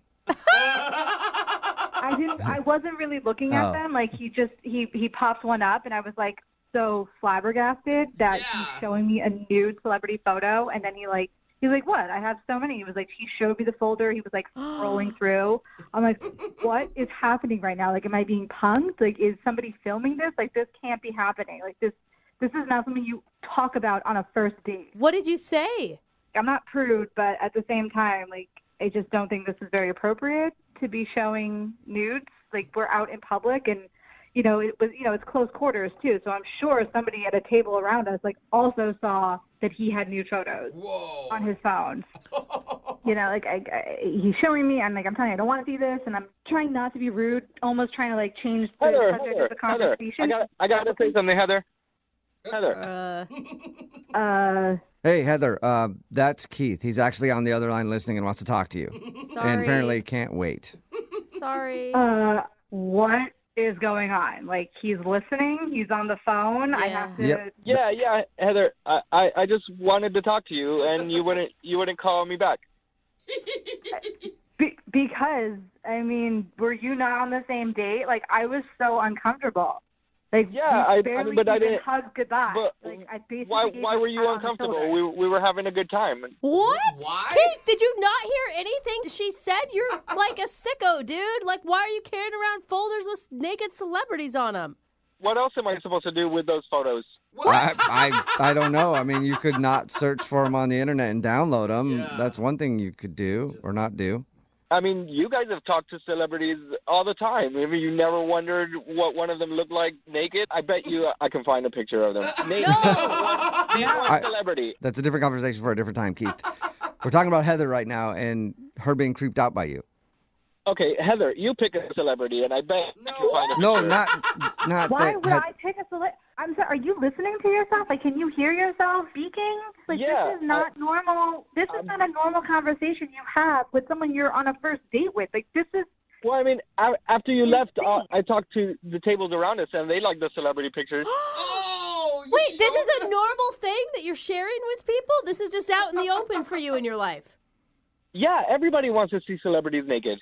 Yeah, I mean, a lot of people do. Their photos always blow up whenever they're leaked online, but it's just kind of weird to be out at a bar showing random strangers that you have a bunch of naked celebs. It's such an invasion of privacy to those people who have their phones hacked. Like, that's awful. I have a couple of pictures of myself on there nude, and I don't care. Oh, my gosh. Oh, my gosh. Like, that's just the times we're in. Oh, that makes it better. Yeah, Heather, were you ever wondering what Keith looked like nude? No, I don't. I was wondering about I don't know. I saw your face when I was walking to you. You need the face. I felt like you were shocked done dressing me with your eyes. Oh, man. No, that didn't even cross my mind, you weirdo, creepy man. Then why are you looking at me like that? Like what? Like I was creeped out by the fact that this man approaching me looked nothing like his photo on his Tinder profile? What do you mean? That was me. Oh! Okay, are you sure? Because that photo looked more like Ryan Reynolds, and you look more like Schmeagol from The Hobbit. Oh. Nah. I get that I look like Ryan Reynolds all the time. Really? Shut up. Are you really using a Ryan Reynolds picture as your profile? No, it's not Ryan Reynolds. It looks just like me. But is it really Ryan Reynolds, Keith? Like, you guys are funny. We should all hang out. No. We'll get a bunch of drinks and look at pictures of some naked celebrities. Don't do it, guys. Well, first, Heather. I have all of them. Oh, great. First, Heather, I need to ask you, though. Will you go on a second date with Keith? We will pay for it. Oh, my gosh. For all the money in the world, I would not go on another date with Keith. Dude, Heather, I just want to apologize. If we had known what was going on, we wouldn't have even gotten you on the phone. Yeah. For real, Heather? You're going to say no after I buy you all those drinks? Yes, I am saying no. I did not ask for the drinks. You ordered them. So no. That's just being ungrateful. No, she Oh, yeah, owes come on, you Heather. nothing, Keith. Why She not- owes you absolutely nothing. Why don't you be grateful, Heather, and give Keith another shot? What are you guys saying? Stop it. Brooke, come on. What are you doing? I thought you were on my side. No, I haven't been on your side from actually the very beginning when we found out about the profile picture. You're creepy, dude. Whatever, guys. I got a great personality. I think we should all hang out and, not worry about any of this stuff. Yeah, well, you know what? Then you probably don't feel too bad about not getting another date with Heather. That's cool. I thought Heather was fun, but it seems like she's not too fun. So it's fine. Well, Keith will find you somebody who wants to sit around and look at naked celebrities with you. Text in 78592. Is there anybody out there at all interested in Keith? Yeah, come on, guys. Text in. And if you want to send me some nudes, that's cool. You guys are celebrities. I'll put you in my folder. Done and done, No Keith. way. Brooke and Jubal in the morning. Brooke and Jubal's second date update. There is one surefire way to get on this show. Have no talent? Well, yeah, but that's like the hosts of the show. Oh, okay. Like us. I'm talking about like callers who want to do a second date update or something like that. One surefire way to make sure your email gets through all the channels to get on the air, and that is to sign it the way that this dude did. Oh. He signed his email, Eddie, a.k.a. Gator. Oh, no. Any dude that calls himself Gator is always welcome. Eddie, what's up? How you doing? Good. How you guys doing? Good. I called you Eddie. I should have called you Gator. My bad. Gator? I go by both. Why do you Okay. go by Gator? Eddie, why is that a decision in your life? Because in college, I ate a whole chicken breast and really didn't even chew it. Just kind of gulped it down, like you know how they feed gators the raw chicken, and it was cooked, but it was pretty impressive. Whoa! That's even kind of a dumb story. You ate a chicken breast really fast, and they call you Gator now, and it haunts you for the rest of your life. He's a legend. It doesn't sound like it haunts him. Sounds like Gator digs it. Yeah, well, you do sound proud. All right, Gator. Well, tell us about the girl that you want to call today. Does she have a cool nickname? Not yet. Hopefully someday, because I haven't heard back from her. So Okay, what's her name then? Teresa. Teresa, and when you introduced yourself to Teresa, did you introduce yourself as Eddie or Gator? It was a blind date, so I was introduced as Eddie before I even met her. So that's how that went. Okay. Oh, lame. Yeah. All right, so you were set up through friends. Usually that doesn't go very well, but you actually liked her, it sounds like. Yeah, I had recently got out of a relationship, and a coworker of mine was at a party, and this other gal was saying, "Oh my gosh, my friend who's really cute, recently divorced. Do you know anybody?" He's like, "Yes, I do. Eddie." So we get set up on an actual blind date. No last names, no Facebook, nothing. Oh, Had cool. No idea. What was it like when you guys showed up, I assume, at a restaurant and saw each other for the first time? She was very cute. I was like, I get why this gal has not been in the market for a while. I was very impressed. Gator liked what he saw and wanted to chomp down on that little chickie. Yeah. Gator did. Yeah. That is so gross. right. All of you. Tell us about the date. How did it go, man? It went really well. We were just talking, and, she was recently single and I was, and then I came up with an idea that I called a vent off. And I was like, how about this? I say one bad thing about my ex, then you say one bad thing about your ex, and we get back and forth. And, what? Yeah, just kind of like a ping pong or tennis of anger. Yeah. Eddie, that's a horrible idea. I mean, the last thing you should be talking about, you're both recently single, is your exes, let alone bashing them. Well, it went great, and it ended in a whole bunch of laughter, so she and I had a good time. Yeah. And also, it lets you know about them. Like, if they're like, oh, and he always did this, and I'm like, okay, cool, now I know she doesn't like that. So it turned out, vent off. Okay. I can't believe that turned out okay. Yeah, that's an interesting idea. She didn't seem bothered by it one bit? At the beginning, she was kind of like, well, I don't know. And then I think I started. Then she just absolutely, went from first to fourth gear, and she was into it. It was really fun. Okay, so wait, what was the worst thing you said about your ex? One time I got super pissed off that she wouldn't shave me. What? What? Some places you can't reach, and I wanted to be, nice and beach ready for the summer, and she refused. And it's hard. Yeah, that is. Like, would she never shave you, or just one time she didn't shave you and that was it? Well, she didn't want to shave certain parts, which are hard to reach, and you can get nicks. And when you sit on a nick, it's very painful, man. Well, you know what? You're better off. Good thing you got rid of her. Wait, but on your date, did this launch weird conversations like it just did with us? Oh, yeah. Not right away, but then at the end, we're just laughing, and she's just giggling about I can't believe she wouldn't shave your butt. It was a fun, conversation. So. Okay, so if even that didn't shake her, why do you think you're not getting a call back? Good question. I don't know. I mean, the only thing that she went to the bathroom about 3 or 4 times. And I didn't ask. I didn't know if it was, food poisoning or maybe, a female thing, or maybe she just needed a break from Gator's face. I don't know. That could be it. I'm surprised you didn't ask. I mean, you guys had just shared butt shaving together, so it doesn't seem like anything would be too personal for you. Well, yeah. I mean, when 2 people can share butt shaving on a first date, I mean, that's gold. You don't get better than that. She's tossing that away. I mean, it was really that's the best standard of first dates. So come on, I don't know. You're absolutely right. When you bond over butt shaving, there's no reason you shouldn't get a call back. All right, we'll play a song, come back, and then call her and get your second date update, okay? Gator says thank you. Oh, God. Thank you, Gator. Hang on. Moving 92.5. Brooke and Jubal in the mornings. Second date update. Right in the middle of a second date update, and if you missed the first part, Gator is on the phone.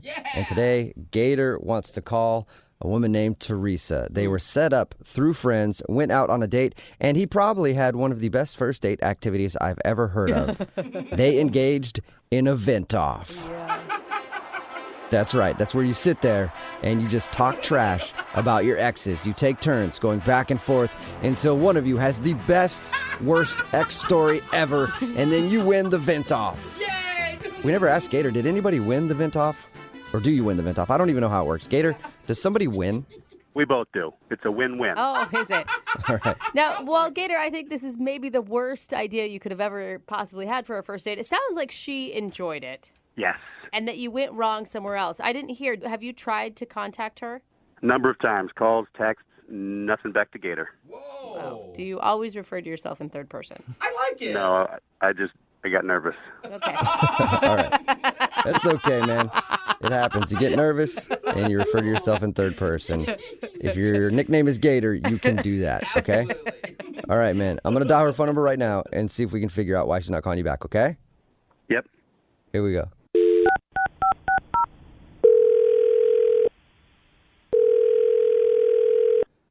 Hello, Hi, can I speak to Teresa? this is she. Hey, Teresa, what's up? How are you? This is Jubal from Brooke and Jubal in the morning.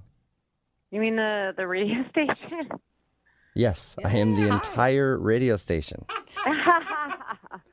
Yeah, I listen to you guys sometimes. What's up? Oh, nice. That's awesome, Teresa. Thank you. Yeah, thanks for listening. If you listen a lot, have you heard the second date updates before? I don't know if I have. It's a segment we do on our show where if you go out on a date with somebody and then end up giving them the cold shoulder after that date, they email us to see if we can get you on the phone and find out what happened. Oh, yeah, I think I heard one of these, but it was a while ago. Okay, well, what if I told you that you are now the star of a second date update? Ooh. You're kidding, right? No. No, not at all. Yeah, you recently went out with a dude who calls himself Gator. Oh my God. So he wanted you guys to call me? Yep. Have you just been really busy and you haven't been able to get back to him? Yeah. I mean, can you just tell him that? Well, if you would have sold that a little more convincingly, maybe, but it's obvious that you were like, yeah, sure, whatever.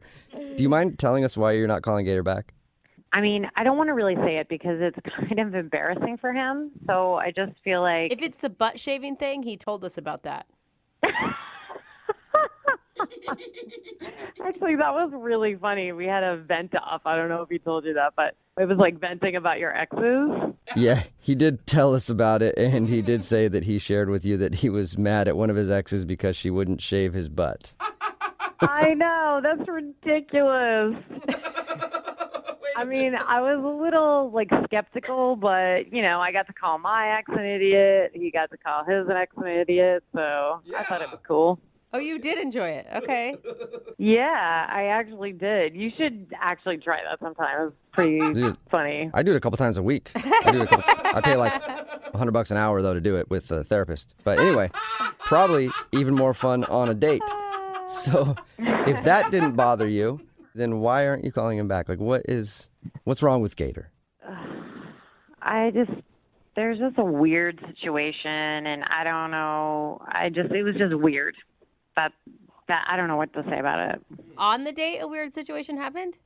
So briefly, I go to the ladies' room, and when I come back, there's like a big, or maybe not a big, but a noticeable piece of my food missing. There's like a piece of fish missing from my plate. Whoa, really? Yeah, and so I was just like, did this guy really eat off my plate? And it was just like bugging me. So I went to the ladies again. Oh my gosh. So you're going to test him? Exactly. So I asked the waiter to watch while I was away because he was like super friendly, and I just thought couldn't hurt. So I come out of the bathroom and the waiter catches my eye. I go over there and he says, yeah, he just took a bite out of your roll. Out of your dinner roll? Yeah, that's weird, right? Yeah, that is pretty weird. So while you were going to the bathroom, he's eating the food off your plate? Yeah, who does that? Like, that is just, he didn't even ask me. Were you like raving about how good your food was and you don't think he could help himself, or? I have no idea what the deal was because, it's a first date. I didn't want to come out and be like, oh my gosh. Did you just eat half of my asparagus? What is wrong with you? Let me smell your pee. Like, it's weird. Oh my I God. like how he waits for you to go to the bathroom too. Like he's sneaking bites of your food. Like sneaky, strange. Maybe he was hungry. Those restaurant portions at some of those fancier places are really small. The bottom line is this guy was eating off my plate, and it's a first date. We're not like best friends or anything where he's just chomping on my food. Mm-hmm. I just felt super weird about it, and it was a huge turnoff. Yeah, I can see that. This might be a turnoff too, but Gator is actually on the other line listening and wants to talk to you. What? Yep. Hi, Teresa. Oh, my God. First of all, I didn't know you saw that, so real sorry about that. Oh, my God. You are unbelievable. At least you admitted it. You weren't trying to sneak out of it or anything. Why are you eating people's food while they go to the bathroom, Gator? I was hungry. I was nervous all day for the date. Didn't eat lunch. So here we're at dinner. I just grabbed a tiny little forkfuls. remember why my name is Gator. I could have eaten that whole thing in a second. Oh, But I yeah. So you practiced some restraint. That's very nice of you. Did you not think I wouldn't notice? I did not.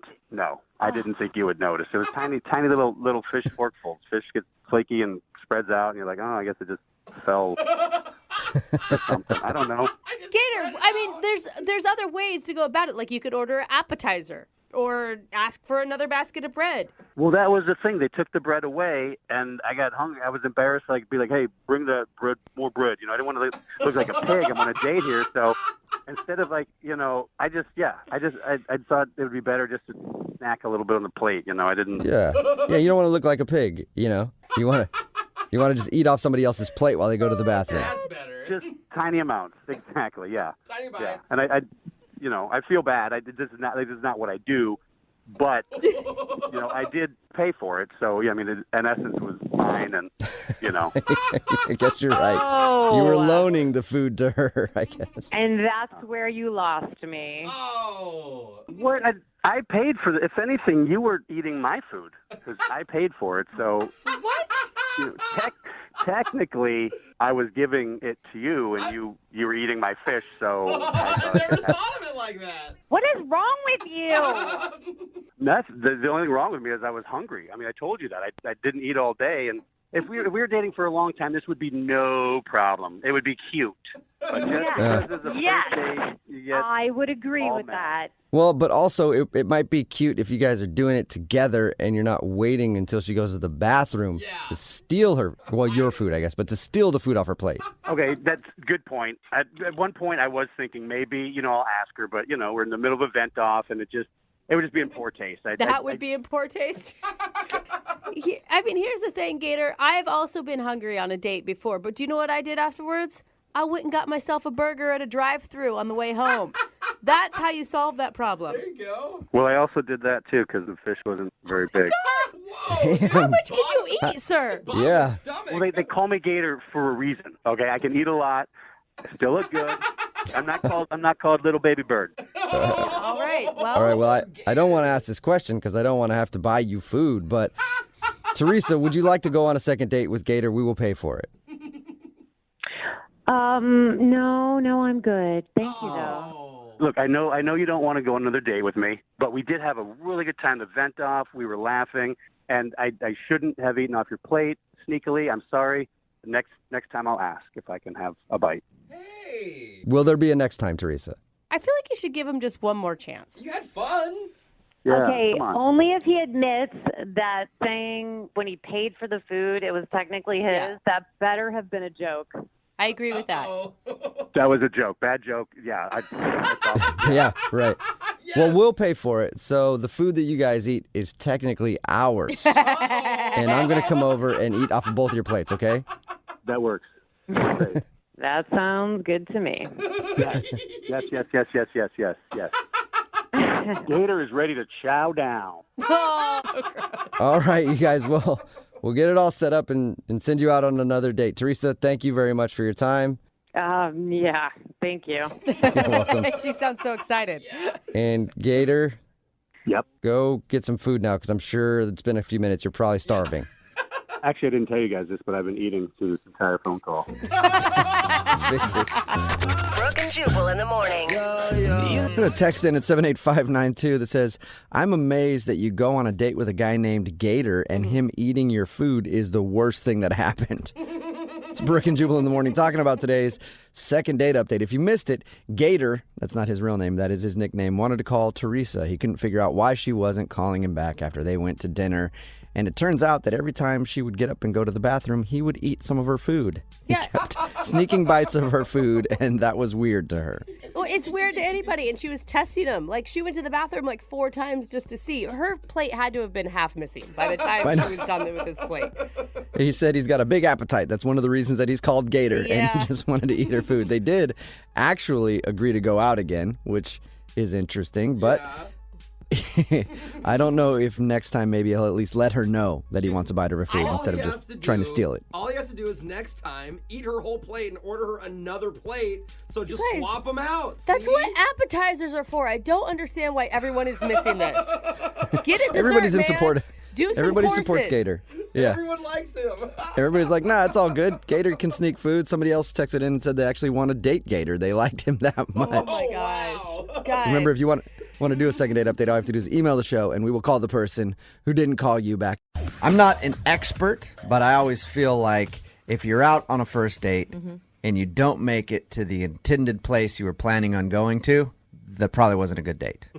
Like if it ends before you actually got to where you wanted to have the date, probably not good. What if it ends at your house, in your room, your bedroom before? Like I said, I'm not an expert. That could be a good thing. Yeah. Rich is on the phone with us right now. His date actually halfway happened. He never made it exactly where he wanted to go. He went out with a girl named Danielle. They were supposed to go to a Sounders game, apparently. But Rich's email says that they didn't make it that far. What's up, Rich? How are you? Hey, Jubal. So tell us about your date. Why didn't you make it to the Sounders game? I mean, that's kind of what I'm trying to figure out, actually. Okay, Rich, start from the beginning. Where did you meet her? Okay, well, I met this girl, Danielle, through friends on Facebook, actually. Okay. And, like, right away, like, the first time I saw her, I was like, she's super, super cute. And she seemed like, you know, a really cool person from, you know, just from her profile. Right, some hilarious status updates. You were like, oh, my gosh, great sense of humor. Yeah, you know what I mean. Okay. And, of course, like, when my buddy's like, oh, dude, she has a boyfriend. You know, her status was, like, in a relationship. She had a boyfriend. And so I kind of just didn't really think about it. And then all of a sudden I see that, you know, her status changed and she's single. So, like, this is my chance. So you stalked her profile. You stalked her profile for months, waiting until she broke up with her boyfriend. And you're like, now I can pounce. Oh, man. Good work. I mean, not exactly. Well, a Sounders game is a good first date, though. Yeah, I mean, I got really good seats, and, like, one of the things that I really liked about her is that she's a Sounders fan, and I thought that would be a really great first date, and you know, she seemed really excited about it. All right, but your email said that you didn't even make it to the game, so what happened? Well, I suggested that we just do, like, a little pre-gaming over at my house, Right. you know, just to kind of break the ice, I guess, have a couple beers before the game or whatever. And so we're drinking some beers, just kind of, like, hang out, and there was, like, a little bit of a lull, and so I don't know if this was kind of a stupid move or whatever, but I suggested that we play Battleship. Okay. Okay. And so she was up for it, and so, I mean, I kind of was, you know, like, letting her win, and, you know, just trying to be a good guy. Letting her win at Battleship, a game where you guess numbers. Yeah, because if I lost, I would never go out on a second date with that guy. Sliding her Totally diagram. let her win at that game of luck, basically. I was being nice. So, yeah, we got to talking about our childhood and what our favorite games were growing up. You know, she was a big fan of Clue, and my favorite game growing up was Chutes and Ladders. This is all. How drunk? Okay, were you guys really drunk? We weren't really drunk, but we're definitely getting our buzz on. All right, for because sure. it sounds like a drunken conversation where you start getting all heated about board games. So when did the date end?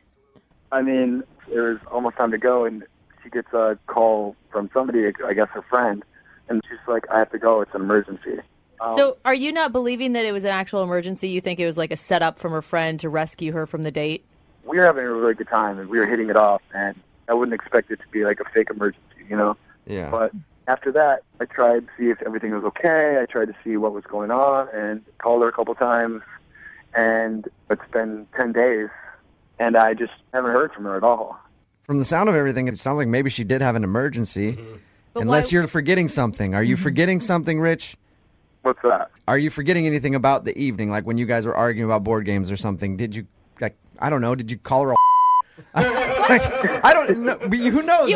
You sunk my battleship! Well, you know what I mean? Like, because you call up the second time and they're like, they left a very important detail out like that. It's like, yeah, the guy called me a and I left. You didn't do anything like that. You can't think of anything. No, I really can't. I mean, we were pretty buzzed, but I don't think I left anything out.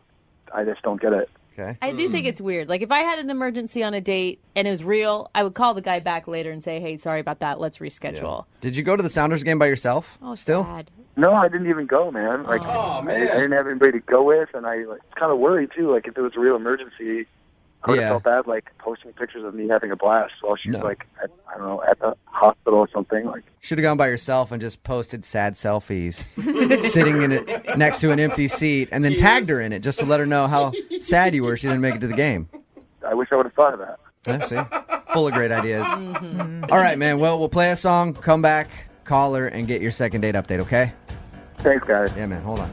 Moving 92.5. Brooke and Jubal in the mornings. Second date update. If you're just tuning in for the second date update, Rich wants us to call Danielle. They were supposed to go to a Sounders game together. They partied a little while at his house beforehand. In the middle of that, she got a phone call saying that there was an emergency. She had to leave. She hasn't called Rich since. Rich has tried to get a hold of her and has heard nothing. Has something like this ever happened to you before on a date, Rich? No, it hasn't. Would you describe yourself as a likable guy? I would say so. I mean, I got a good amount of friends. I feel like I'm a good guy, at least, you know. Okay. It's always a good question to ask somebody. some people to hang You out don't hear with. many people go like, no, actually, not likable at all. I'm a terrible Actually, person. you may say that about That's yourself, true. I am Jubal. a horrible bore. Yeah. You don't want to hang out with me at all. All right, Rich. We're about to call Danielle, see if we can get her on the phone, okay? Okay, thanks. Here we go.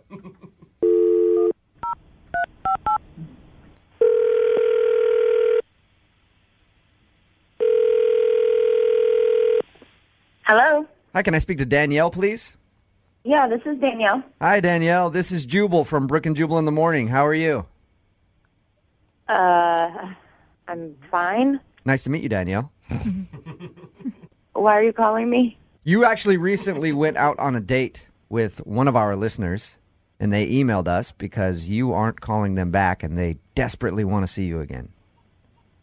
Okay. Well, I'm dating a lot of people right now, so.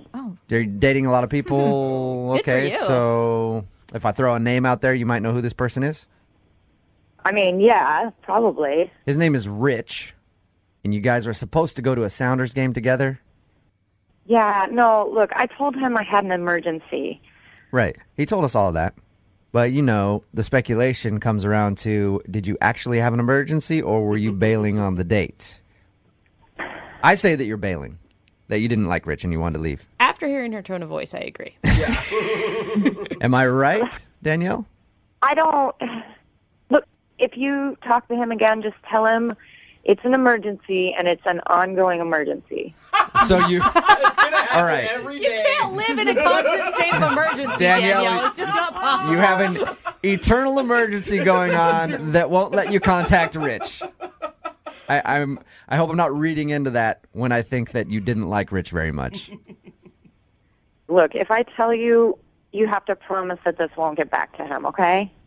Sure. Because I really don't want to hurt his feelings. It's just, I Well- was in, what? I mean, just think about it. If Rich is the person who wanted us to call you, so he's willing to hear whatever it is you have to say. But we won't tell him if it's too embarrassing. Yeah, I really don't want to hurt his feelings. Neither do I. I like the guy when I talked to him. He seemed nice. I would hate to hurt his feelings. Oh, my gosh. What is it, Danielle? Well, I mean, I just got out of a long-term relationship. I'm back on the dating scene. And like I said, I'm dating a lot, because I'm single again. And because I'm trying to be open, I gave Rich a shot. And we were at his place, like playing board games. And he's just kind of dull, He's just not very interesting. And I was thinking about it, and I was like, wow, we're playing board games, and then I'm going to have to go to this 3-hour game and listen to him. So you thought he was boring? Yeah, I mean, I'm not trying to be mean. That's the truth of it. Sometimes you click with people, and sometimes you don't. But Danielle, how long were you guys hanging out at the house before you decided that this guy was a total drag? Like an hour, but how can you analyze someone in just an hour? Oh, I think you can. Yeah, a couple minutes. You know if you're not having a good time. Okay, but don't commit to a 3-hour Sounders game then. I know. I mean, I love the Founders, and I thought it would be fun, but that's 3 more hours with this guy, and then it's going to get super awkward afterwards if he tries to, kiss me, Yeah. You're like, So- I don't want a boring kiss. Thank you very much. Oh, come on. I just can't believe you lied to me. What? Just lied to me, straight up, just faked an emergency call, unreal. Danielle, that's Rich. About that. He was actually on the other line listening. Okay, this is not fair. You said you weren't going to tell him anything. I didn't. You did. So I wasn't lying when I told you that. I'm sorry. But I think Rich needs to know what you think of him if he wants to go out with you so badly. Maybe now he'll leave you alone. Oh. I'll definitely leave you alone. I mean, I didn't think I was wasting my time with a liar. You know, somebody who would just only give me an hour to like totally impress you and wow you.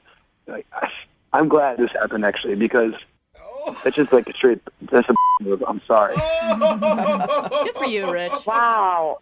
Okay. Well, you know, I'm really sorry. I didn't want to hurt your feelings. I'm not a liar. I didn't want to hurt your feelings and tell you. Like the idea, like that you couldn't just like be straight up with somebody and just leave me like hanging too.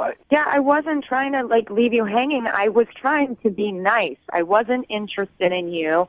I didn't want the rest of the night to be awkward, and then that's going to lead you on more. So I figured get out while I can. I made up an excuse so I wouldn't hurt your feelings. That doesn't make me a huge liar. I'm really sorry. Leave me hanging for almost 2 weeks. Like, I've called you, I've texted you. Like, at no point did you think maybe it would be the grown-up thing to do, like tell this guy the truth so he can actually, like, I just can't believe it. Okay, well, you know what? If you want the truth, then here's the truth, all right? We played Battleship on our first date, all right?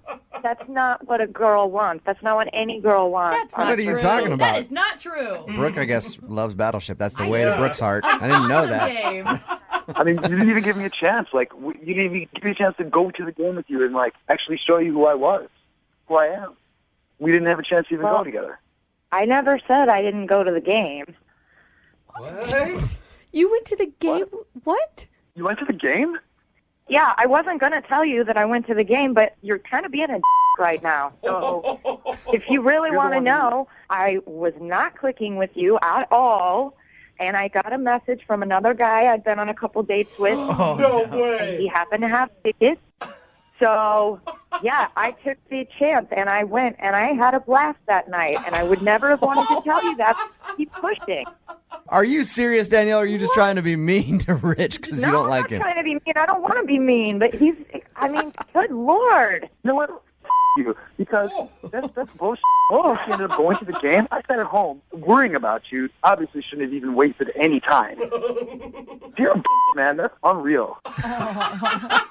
Dude, Danielle. Wow. Do you have any remorse right now, Danielle, for this or no? You know, I did. I felt bad the whole time, but now I don't. I really feel like he's being so rude to me. Like, I lied because I was trying to be nice, so I'm sorry. Wow. Ultimately, I'm glad, because I don't have time for people like you. I don't have time to be wasting my time on some. Yeah, Rich, you got games of Battleship to play with tons of other people. Oh, you guys, this deteriorates Hey, quickly. at this point, I would love to ask you guys if you two would go out on a second date. Come on, Jubal. We'll pay for it. Send you another Sounders game or something. Danielle, are you Absolutely interested? not. No? Okay. Rich, you interested? Oh, my God. Hell no. Thought for sure you guys would have gone out again. Weird. Well, there you go, Rich. You got your answer, man. She lied to you. Unbelievable, man. Unbelievable. Sorry, bro. Hey, next Sounders game, I'll go with you. Great. That would be amazing, actually. Yeah, no, I probably got plans, though. Probably got plans. Sorry about that. Brooke and Jubal in the morning. We've heard a lot of crazy dates for our second date updates. Yeah. People have done a lot of really weird things, but I don't think anybody can top what the dude on the phone for a second date update today did on his first date. Oh, that's saying a Really? lot. Check this out. He went to the movies. Oh. No, Jubal, why do you do that? And Like, then- I always no, think it's going to get I'm not crazy. done yet. I'm not done yet. Okay. There's a twist. Before the movies, dinner. Crazy. Oh, my Man. Sean, where do you come up with this stuff? I mean, I wish I could think of date ideas like that, man. Look, I listened to your show. I've heard some crazy first date ideas, Yes. and they never work, like ever. Yes. So I wanted to do the most normal possible thing that I could think of. Well, then And why'd then you do dinner in a movie? That's like so weird. Yeah, no, man, call me crazy. I just decided to go for it that night. You are a wild card, Sean. What's funny about that is you're making fun of like crazy date ideas not working, but you did something normal and you're on the phone with us. No, I of course, I know. Of course that's what happened, yeah. And I can't do anything normal or like have anything go the way it's supposed to go, of course. I probably should have known that. All right, well, tell us about the girl you want to call today. What's her name? Julia is her name. Julia. And how did you meet Julia? We have a mutual friend who had a party at their place one night. Got to talking, got her number. And then I texted her, was like, do you want to go out, grab dinner, see a movie, something? And she was like, yeah. So that's what we did like a week later. You're right, Jubal. This does sound crazy. I know, right? I mean, the most normal thing ever. Dude, where'd you find a girl that will see a movie on a first date? I know. It was amazing. I was like, I can't imagine that anybody there was going to go for it. I'm actually even more shocked that where'd you find a girl that you could meet in person? Because I didn't know people still did that. Yeah. And I'm usually not very good at like talking to somebody in person that I don't really know, but like we hit it off right away. That's awesome. Like I'm a big sports fan and like she loves hockey. And so we were able to talk about sports. So I knew like, okay, this is somebody that I could like connect with and like I could really see it going somewhere. Nice. So she shared your love of sweaty dudes as well. Totally. So both of you guys sat there and talked about sweaty dudes for a little while and you're like, let's go out. How did the date go? The date went fine. We got to the theater and we like talked a little bit. Some kind of weird thing happened in the lobby that like I thought was funny at the time, but like I don't know now after some time she hasn't gotten back to me. I thought maybe this might be like weird. Okay, wait, hold on real quick before you get into what happened that was weird. You guys didn't do dinner before? You just met at the theater? No, we met at the theater. We went and had dinner at a place that was like right by there. Okay. Everything was going really well. Like we got along really well. We have a lot of the same things in common. So that was all really good. And then we went to the theater like right afterwards. Okay, So and that's where the weird thing happened. Yes. So we were in the lobby and I was going to go to concessions and grab us like popcorn and stuff like that. And so I was looking at her and we were talking and I wasn't paying attention. And I walked right into this little girl who was standing there with like a big, like one of those gigantic things of popcorn in her arms and like knocked this girl over and the popcorn went everywhere. Which makes it look way more dramatic than it probably even was. Totally, because she's like this tiny little girl with this giant popcorn and I'm like this big dude.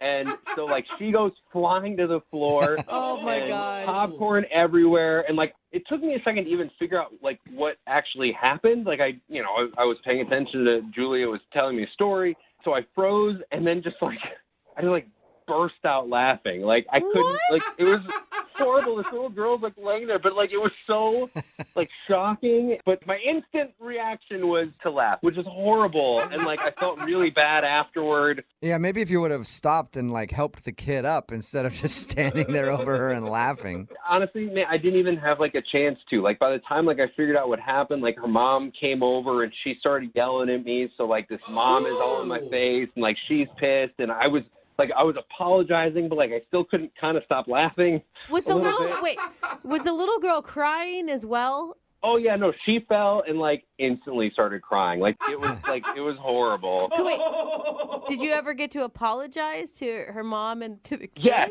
totally. Yes. I was like, I'm so sorry. It was an accident. I tried to help her up. She didn't want me to touch her. And I eventually, I went to concessions and I bought a new popcorn for her. And you grabbed it and you poured it out in front of her and just laughed at her some more?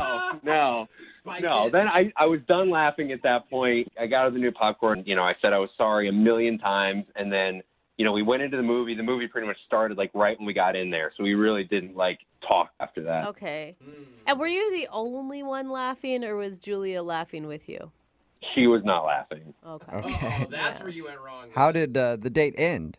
Afterward, we came in separate cars, so she went off in her car, and then I went home, and I've tried her, I think, 2 times since then and left her a message, and I just never heard anything back from her. Okay. And you think it's got to be the fact that you assaulted a child? It's probably not. Let's not say on the radio assaulted a child, that I assaulted a child. It was a total accident. For accuracy, I think it was the laughter of assaulting the child that really... Who knows? I don't know. Well, we'll play a song, come back, call her and get your second date update and see if it was the fact that you beat up a kid on your first date. All right, we'll do it next. Hang on. Moving 92.5. Brooke and Jubal in the mornings. Second date update. If you're just tuning in to today's second date update, normally this is the time where I do a big intro and embellish the story about what happened on the first date. Maybe make a few jokes. Well, this one doesn't even need it. I'll just recap what happened. Sean took a girl out to the movies, and then he ended up knocking over a little girl, spilling her popcorn, and then laughing in her face. And now he's wondering why he's not getting a call back. You don't feel too good about that recap, do you, Sean? Doesn't sound good when you say it. No. Nothing does. But, Jubal says I mean, to your defense, you did apologize profusely, buy the little girl new popcorn. I mean, if this really is the reason that this girl isn't calling you back, do you want to go out with her again? Yeah, of course I want to go out with her again. She was hot. Like, I totally want to. All right. Well, I'm going to dial their phone number right now, see if we can get her on the phone and find out what happened, okay? Okay. All right.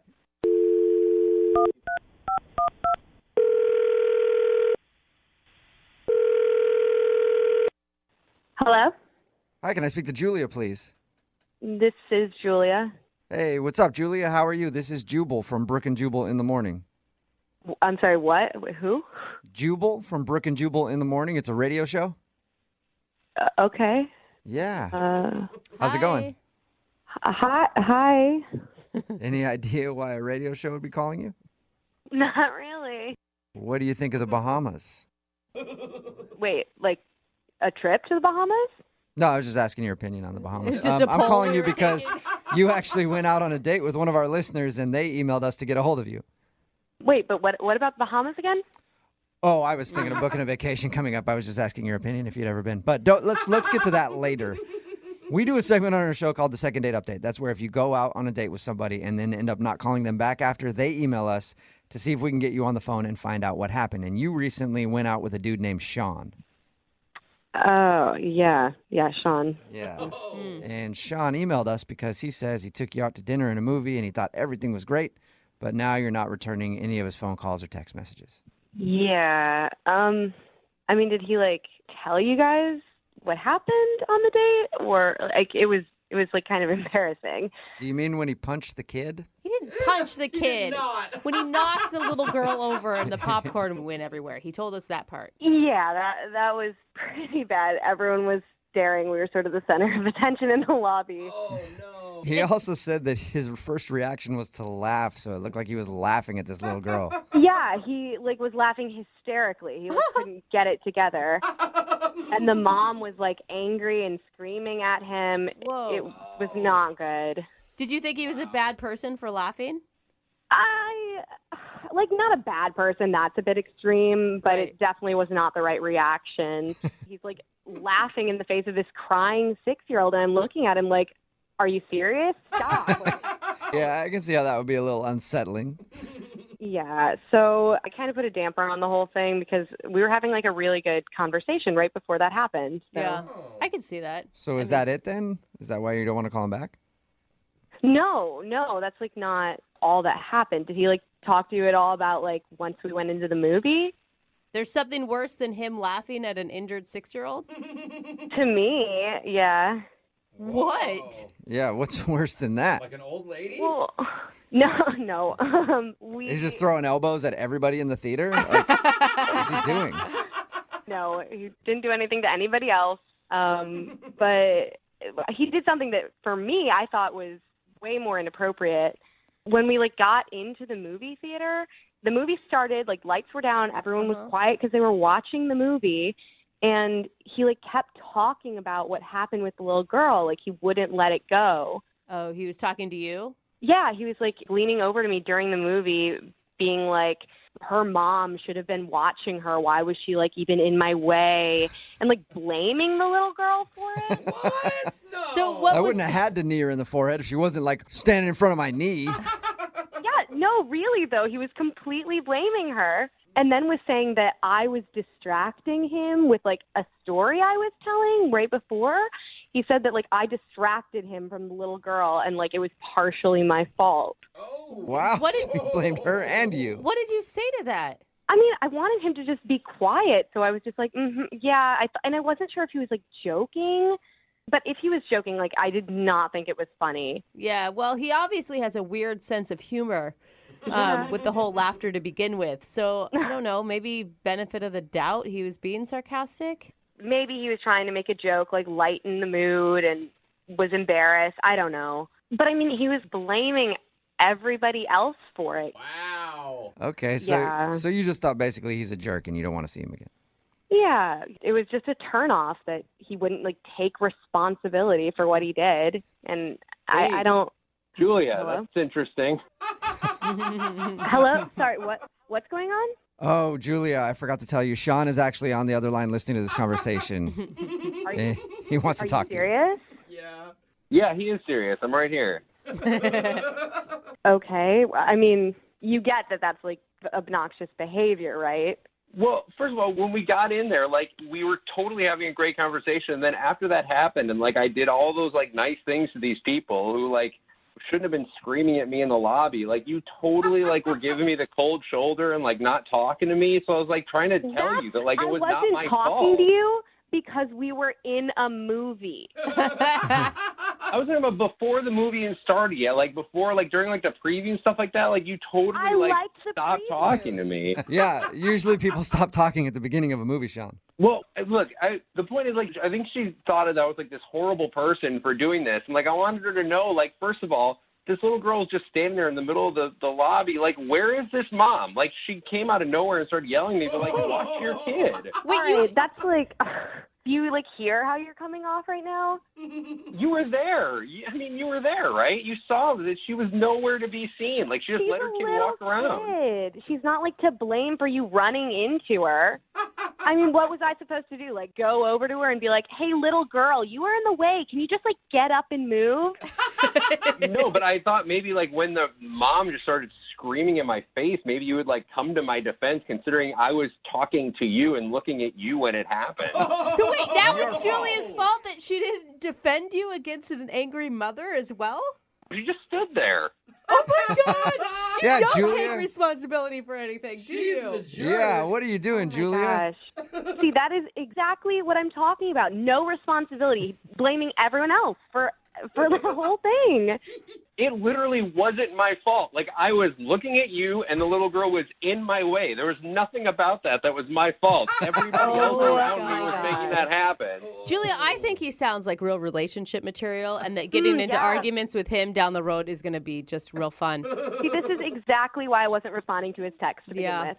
I can see. I get it. Okay, I am coming across as a bad guy here, and I am not the bad guy in this. Like, if I could, like, diagram this out for you, like, the way that we were walking and the way that Julia was facing, she could see the kid in front of me. Like, she watched me walk right into her. She had, like, a good 3 seconds Julia, to warn me it was going to happen. You monster, Julia. How could you just watch that kid about to get wrecked by Sean in the movie theater?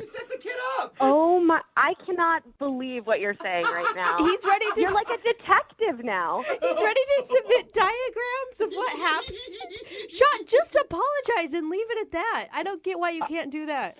Okay, fine. I will apologize. I apologize that Julia didn't see this person and tell me that she was coming and then make me look like this crazy monster who, like, assaulted a kid. Awesome. Okay, then. On that note, I think I need to ask you guys if you'll go out again on a second date. Julia, would you like to go out with Sean again one more time? We'll pay for it. No, thanks. Not even if you pay for it. Of course you would say that. She's a monster. Yeah. Sean, I'm sorry, man. No second date for you. All right, well, you know what? At least we know who's to blame, and it's not me. It's Julia, because she can't see the big f***ing picture. Yeah. Get with it, Julia. Damn it. Brooke and Jubal in the morning. Text in at 78592 says, that 6-year-old girl was such a jerk. I know. Ruined everything. Yeah, those kids. Talking about today's second date update. If you missed it, Sean wanted to call Julia. And Sean said they were out on a date. They went to the movies, kind of a normal date. The weird thing that happened, though, was while he was talking to her, he ran into a little kid at the theater, and she spilled her popcorn and started crying and stuff. And then his first reaction was to laugh because he was nervous, and I guess that's what you do. And he thought that might have made the date go bad. And it kind of did. That wasn't the main part, though. After that, he started blaming the kid for it, for being in his way, and saying that the mom should have been paying attention to the kid, and just kind of blaming everything on everody else. Well, he even got to a point in the second date update where he blamed Julia, his date, for not warning him that the kid was in the line of walking. Yeah. Somebody else texted in at 78592 and said he sounds like the kind of guy that gets caught cheating and is like, it's not my fault. Like, she hit me up on Instagram, and then I responded to her. And then I set up a meeting, and she took her clothes off. What do you want me to do? It's your fault. You haven't been paying attention to me. Yeah, seriously. If you would like more of my photos, then maybe we wouldn't have this problem. So they agreed not to go out again. Good. And he's probably blaming her for that, not him. She is. Remember, if you want to do a second date update, all you have to do is email the show, and we will call the person that didn't call you back. Johnny Knoxville here. Check out Brooke and Jubal's second date update. Today's second date update is kind of confusing because Louise is on the phone and she emailed us to do a second date update, but in her email she says that she wishes she would have never went on the date. What? So I don't know, Louise, do you know how second date updates work? Usually somebody goes on a date that they actually liked and then they want to get another date. I know. Okay. Okay, so why do you wish you wouldn't have gone on your date? It was just like a bad snowball effect. So my friends and I went out the night before this date, and I think that started the whole problem. Okay. Did you meet the guy when you guys were out? No. Okay, so I met James on Tinder, and we set up like a Sunday brunch date. Like, it was at the beginning of the week, so it like made really good sense. Right. But my girlfriends and I went out Saturday night, and they were like, oh, we're just going to get a few drinks, and we're going to sit outside. And Russian mules turned into gin and tonics. And next thing I see is like really late. Yeah. So you were hungover then, and that's why you didn't want to go on the date, because you were hungover. I was totally hungover on hard liquor. Yeah. I mean, that's the worst, too. Whenever you say you're just going out for a few drinks, it never really works out. Yeah. So the next day, I really didn't want to because I felt horrible. Like, my stomach was not in the best. And I was like, okay, it's way too late to cancel this date. I'm going to be like a horrible person. Like, I just decided to go out anyway. I was like, you know what? Just pull it together, drink something, and go. Right. And this is like the one time you're hoping that your date is also hungover. I was really hoping that. But when I met James for brunch, he's like, all nice, put together. Like, just like, hi. And I'm just like, holy heck. Like, this is going to be rough. You're just holding back puke the whole time. Oh, my God. And I can smell you. Like, just even thinking about it, I can smell you. It was like the hair, the bags under the eyes. I had the whole hungover look put together. Did he know immediately, or did you address it? I didn't want to, honestly. Like, I was trying to fake until I make it. To be honest, like, I just didn't want to be like, oh, yeah, I totally didn't think this was going to really happen. So I felt bad. So we're sitting there, and we just started getting into stupid arguments. Like, we had a 20-minute argument. Like, I feel really ashamed of it. Whoa. It was like the stupidest thing in the world. Wait, so you guys were like legit arguing or like playful? Like, we were legit arguing. No, like people were staring at us. Like, what? Wait. That's not a good sign. What were you arguing about? About brunch. He was like trying to qualify what makes brunch brunch. Like, what is the guidelines and the definitions and the structure for brunch? And you couldn't, like, that sounds like a fun conversation. But he was like, well, brunch is anything you eat on Sunday morning. And I was like, no, it's mostly about the food. And he was like, no, it's about the time. And I was like, no, it doesn't matter. So it just kept heading out of control for every little thing.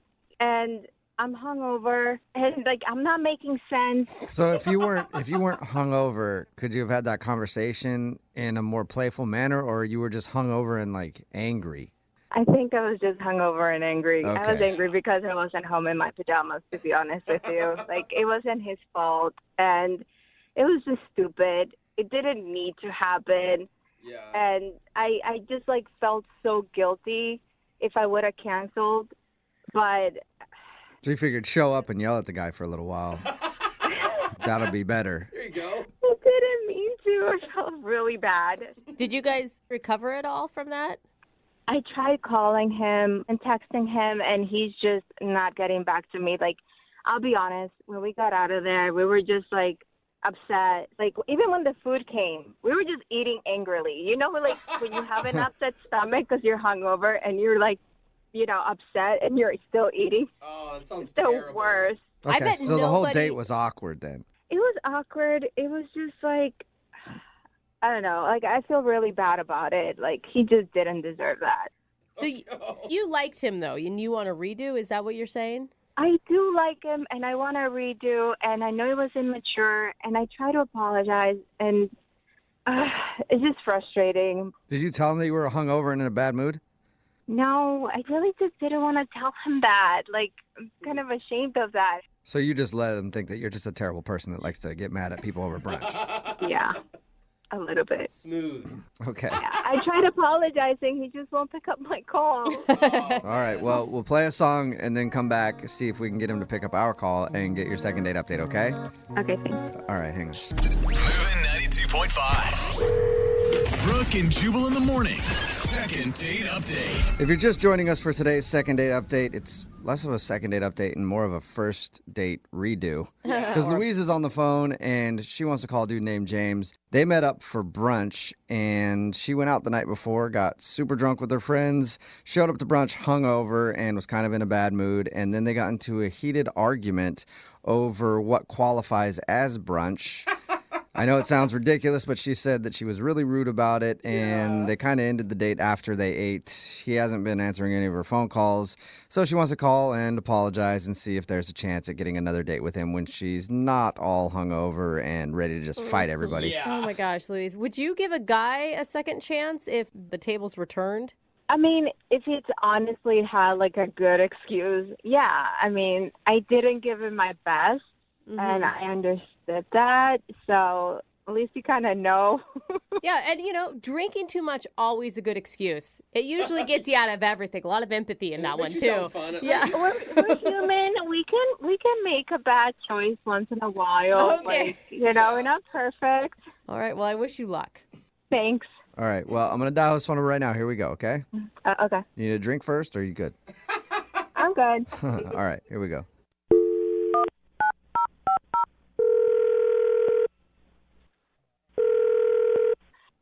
Hello? Hi, may I speak to James? Yeah, this is James. James, what's up, man? How are you? This is Jubal from Brooke and Jubal in the morning. I'm sorry. Who is this? Jubal from Brooke and Jubal in the morning. It's a radio show. Okay. Okay. So, do you know? Have you heard the show before, or? I don't think so. I'm sorry. This is a radio show? Yeah. What can I do for you? Well, you could listen once in a while. That'd be cool. But other than that, we actually got an email about you from one of our listeners. Wait, what? Yeah, we do a segment on our show. It's called the Second Date Update. So we got an email from a girl named Louise. Yeah. I'm going to say you probably remember going out with Louise. I do remember going out with Louise. Yeah. And she told us about your date.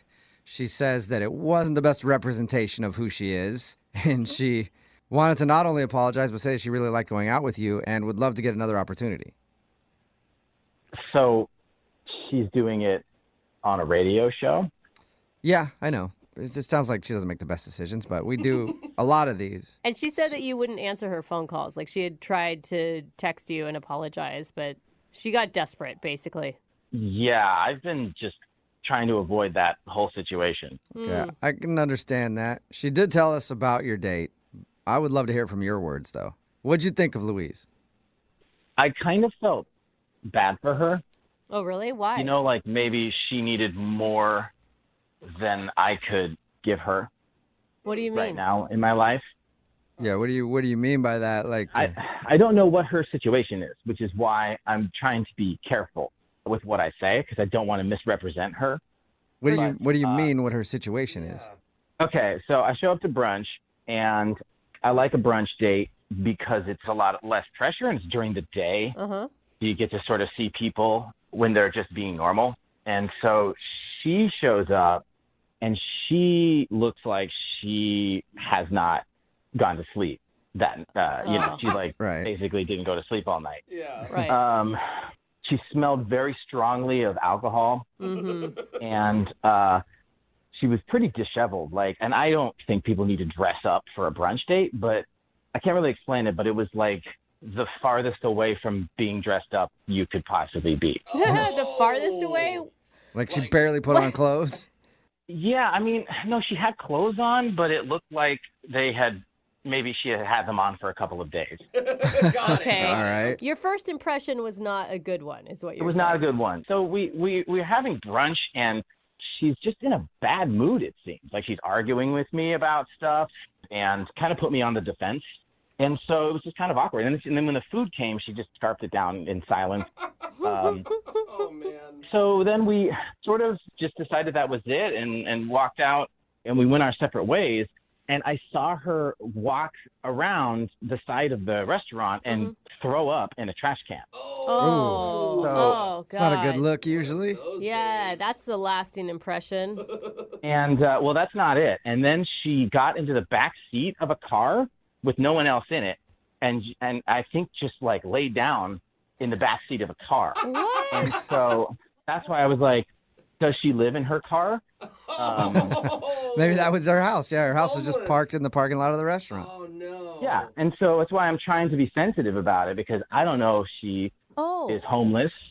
You actually think she's homeless. I thought you were Well- just like making an analogy or something. I mean, the evidence just kept piling up. I mean, I think she might actually be homeless. Yeah, pretty much what you described sounds like a homeless person. Right. You know, if she was arguing with an imaginary friend, then you could be sure she was homeless. But what you described does sound like a homeless person. Scarfing the food down? Like, Yeah. Oh, man. Just a bad attitude, angry, smelly, dirty, and then sleeping in her car. Yeah, it's like I don't judge her. We've all got our problems in our lives. I feel like I can't help somebody through a situation like that before even knowing them, Right. romantically at all. So I feel like it's like it was a little too much for me. And how do you explain that to someone? Like, do you say like, "Hey, I don't want to date you because you're homeless"? Exactly, Like... because I should have said something, but I didn't because I just didn't really know what to say. I think it's good you didn't. Well, I don't know if she's got a home or not, but she does have a cell phone. And I know that because she's actually on the other line and wants to talk to you. Oh, God, really? Yep.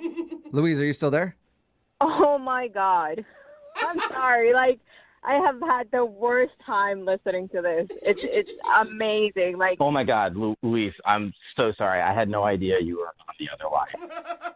are you serious? Did you honestly thought I was a homeless person?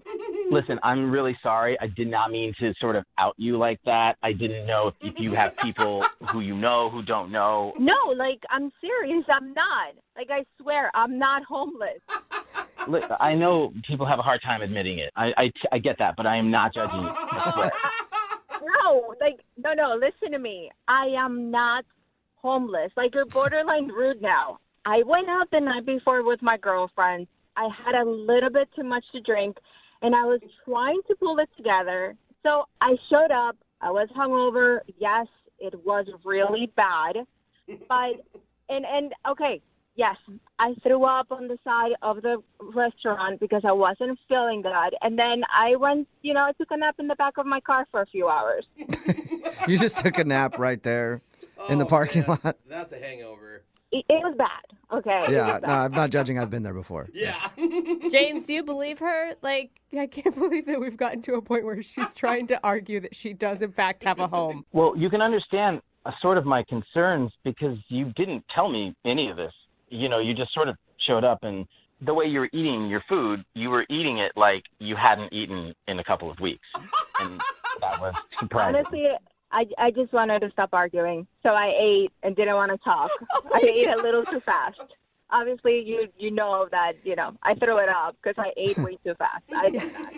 And I wouldn't judge a woman's eating style, homeless or not. Just saying, James, for the future.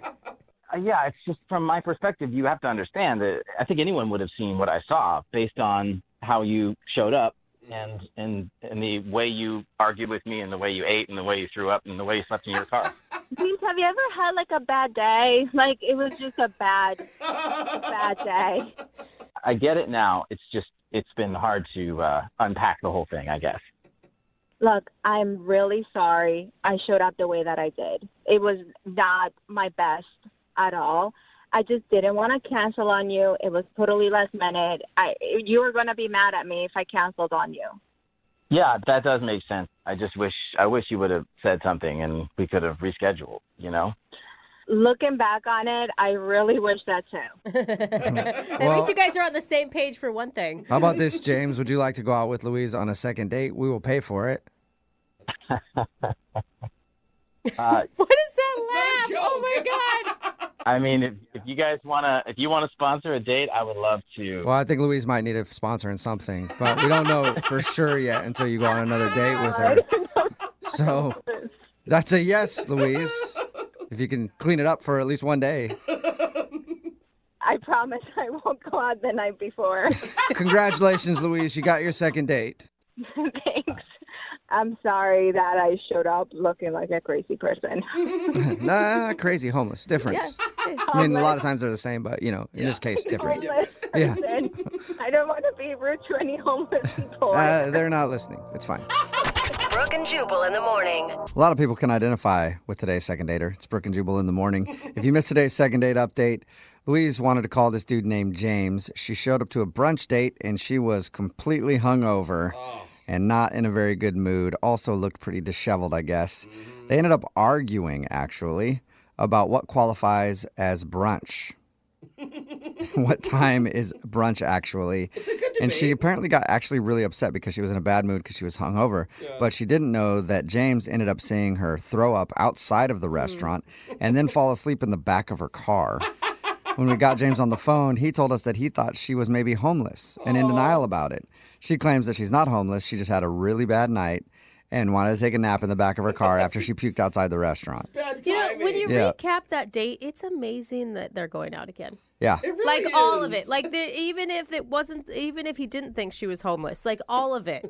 Sounds horrible. He did give her a second chance based on the fact that he likes to be charitable, I think. Yeah. Really. And just help people out. It's a write-off. Yeah. Remember, if you want to do a second date update, all you have to do is email the show and we will call the person who didn't call you back. You guys ever been standing in line at a Starbucks and there's like someone really sexy next to you and then they order the same drink you do and you're like, oh my God.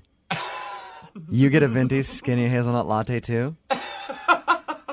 I've never known anybody that gets that. I feel like this has actually happened to you before. I may or may not have a reason that I order a skinny hazelnut latte. That's exactly what happened to Molly, though. Molly was at Starbucks. Her email that she sent in about a guy that she met said that they had the same drink order, and she felt like it was fate. Right, Molly? That's right. And were you guys in line? I mean, how does that work exactly? Were you sitting down? Where were you? He was right behind me in line. We ordered the same thing, and he heard me. So he joined me, where you go wait for your coffee. Yeah. He's like, hey, I get an Earl Grey too, and nobody gets tea at Starbucks except for me. So, we started. Well, nobody gets tea at Starbucks except for you and him. Oh. That's your thing. What's his name? His name is Jesse. Jesse. And did Jesse ask you on a date after you had started talking? Well, he asked for my number, and we went out on a date, and it was super fun. But he hasn't called, and I have now left 2 messages, which is really embarrassing. I can't call again. Right. But then I remembered the second date update, and so you guys are my last chance. What, you said you went to dinner with him? Yeah. Did anything happen on the date that you think could have turned him off? I don't think so. It was one of those, like, the conversation never stopped. We were laughing, and he was really cute. I don't know. I thought it was great. Okay. We had a couple drinks and dinner, and then the restaurant was 3 blocks from my house, so I suggested that we come back and just hang out a little longer, maybe watch some TV or whatever. Ooh. Did things get a little spicy back at your abode? No. I just wanted to hang out a little longer. You know what I mean? Like, I know what you're thinking, but that's not what we were doing. But was he? Sorry. Was he expecting that? Do you think? Well, he hasn't called back, so obviously I don't know what I'm talking about. So when you got to your house, what happened? And I didn't want to stay all night or anything, but I thought it was really strange. He only stayed for like 15, maybe 20 minutes, and then he left. Is your house dirty? No. Well, actually. No. I'm moving so that, there's like boxes and stuff is out of place. But I told him that on the way up. So. Yeah. Well, I just say that because I would not go on a second date with a girl whose apartment is a mess at all. Oh my God. That dictates how her life is. In shambles. Come on. I mean, it was a little messy, but that's just because I'm moving. Right. The other thing, I didn't tell him at dinner, but I have a roommate. It's a guy. Uh-huh. He's a friend of mine for a long time. And I said that he was coming home soon. So, I don't know, could it have been that? What did he say when he left? Well, he went, he's like, oh, I had so much fun. This was great, but I'm super tired. I got an early morning. So it was positive but vague. Okay. Yeah. It's All never right. a good sign. Yeah, it's weird. We'll play a song, come back, call him, and get your second date update, all right? Okay, I'm nervous. Don't be nervous. These always turn out perfectly fine. Hold on, okay? Okay. Moving 92.5. Brooke and Jubal in the mornings. Second date update. Remember, if you want a second date update, all you have to do is email us, brookeandjubal@moving925.com. We will call the person that didn't call you back. Molly is on the phone with us right now. She just told us about the date that she went on with Jesse. She met Jesse at Starbucks. They ordered the same drink, and they knew from then on that it was meant to be. Because what are the odds? Yeah, crazy. And they went out for dinner, went back to her place for a few minutes. He seemed short and left, and she hasn't heard from him, left him a couple messages. Molly, you ready to give him a call? Yeah, okay. You sound strong, Molly. I like that about you. You're going to take constructive criticism well. You got to learn somehow. That's okay. right. Here we As go. her voice I can hear her cracks. kind of being like pumping herself up, but also wincing at the same time. Here we go, Molly, all right? Okay.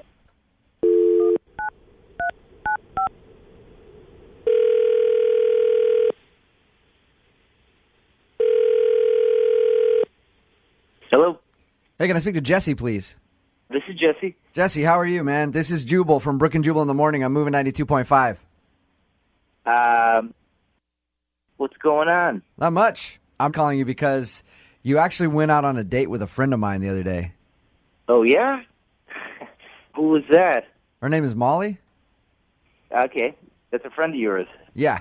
She said you guys went out for dinner and then back to her place for a few minutes and then you left. And so I was like, you know what I want to do? I want to call him and I want to ask him why he hasn't gotten back to you. I'm just curious. Did she tell you, though, like, what is going on in her house? She said she's moving? Yeah, she's moving, but, I mean, you can move like how humans move. She doesn't live like a human. It's honest to God, like pig pen. I mean, there's shit everywhere. Just piles of clothes. Oh, my God. A pig pen? Hey, Jesse, Molly's on the phone, actually, with us. I should have probably told you that at the beginning of the call. Pig pen? I don't live like a human? Are you kidding me? Molly, look, That's wrong. I'm sorry, but you live horribly. I mean, there's jars of peanut butter, and, like, your retainer was on top of it. Oh. It looked like an episode of Hoarders. Oh, my God. Never moved. The dishes are packed. All there's left is peanut butter. Everything's packed. There was food, like old chicken wings that I found on the ground. It was, like, next to the couch. It was No. I'm so Molly, there was pissed at you. No wonder. It was like an explosion of a garbage dump inside your place. That is such an exaggeration. You are such an idiot. Jesse, do you consider yourself to be like a neat freak or OCD in any way? Oh, he must be. He must be like crazy psycho OCD. Jesse? No, I felt like there was a melting of chocolate on the walls, and I'm not like an OCD kid. Like, you know what? There's like a crumb on the floor, and that turns into a chicken wing. Yeah, but is your place not as bad as he's saying? Really? It is 1/100th as bad as he's saying. It's messy because I'm moving. This guy, he's crazy. Crazy. I don't know what to believe here. Jesse, are you using the room as like just an excuse to like not go out with her again because you didn't like her? not at all. I mean, this is just hilarious to me that she's trying to flip the table and say that I'm the one crazy. I mean, any normal human, rational human being would walk into that place and be like, you know what, let's call the health department because no one should be living in here. You know? I cannot believe that I liked you. I can't believe I said all those nice things about you. You're making stuff up. I really don't know who to believe. This is hard. What's Come over to my house. Then you'll believe me. I'm scared to go over there, Molly. Jesse, what's the grossest thing you saw? Well, I definitely saw something on the wall that was, I'm almost positive it was human feces. I'm not kidding. Really? Like there Are was. you extremely familiar with human feces? Do you like stare at I it am a and human. smell it a lot? Yeah. Are you like the feces expert? Molly. You're obviously super anal. Molly, do you have anything on your wall that could be mistaken for that? I do not. I have no idea what he could possibly be talking about. With that being said, I'd like to offer a second date to both of you guys. We'll send you out again. We will pay for it. I think we're good. You sound on the fence, Molly. If I'm going to be honest. It sounds like I could tip you over and you'll go out with him. Probably a girl in a bubble is the best he's going to do. Oh, my God. If I was her and I lived like that and I knew my life was that crappy, I would definitely want to go on another date with me, but that's too bad 'cause I'm not that desperate. I really hope you guys see each other in the Starbucks line again because things are about to pop off. Oh, no. I'm not going anywhere near where that crazy guy might be. You know, the weird thing is they're both kind of similar. Yeah, you guys are. I think you guys are soulmates. Brooke and Jubal.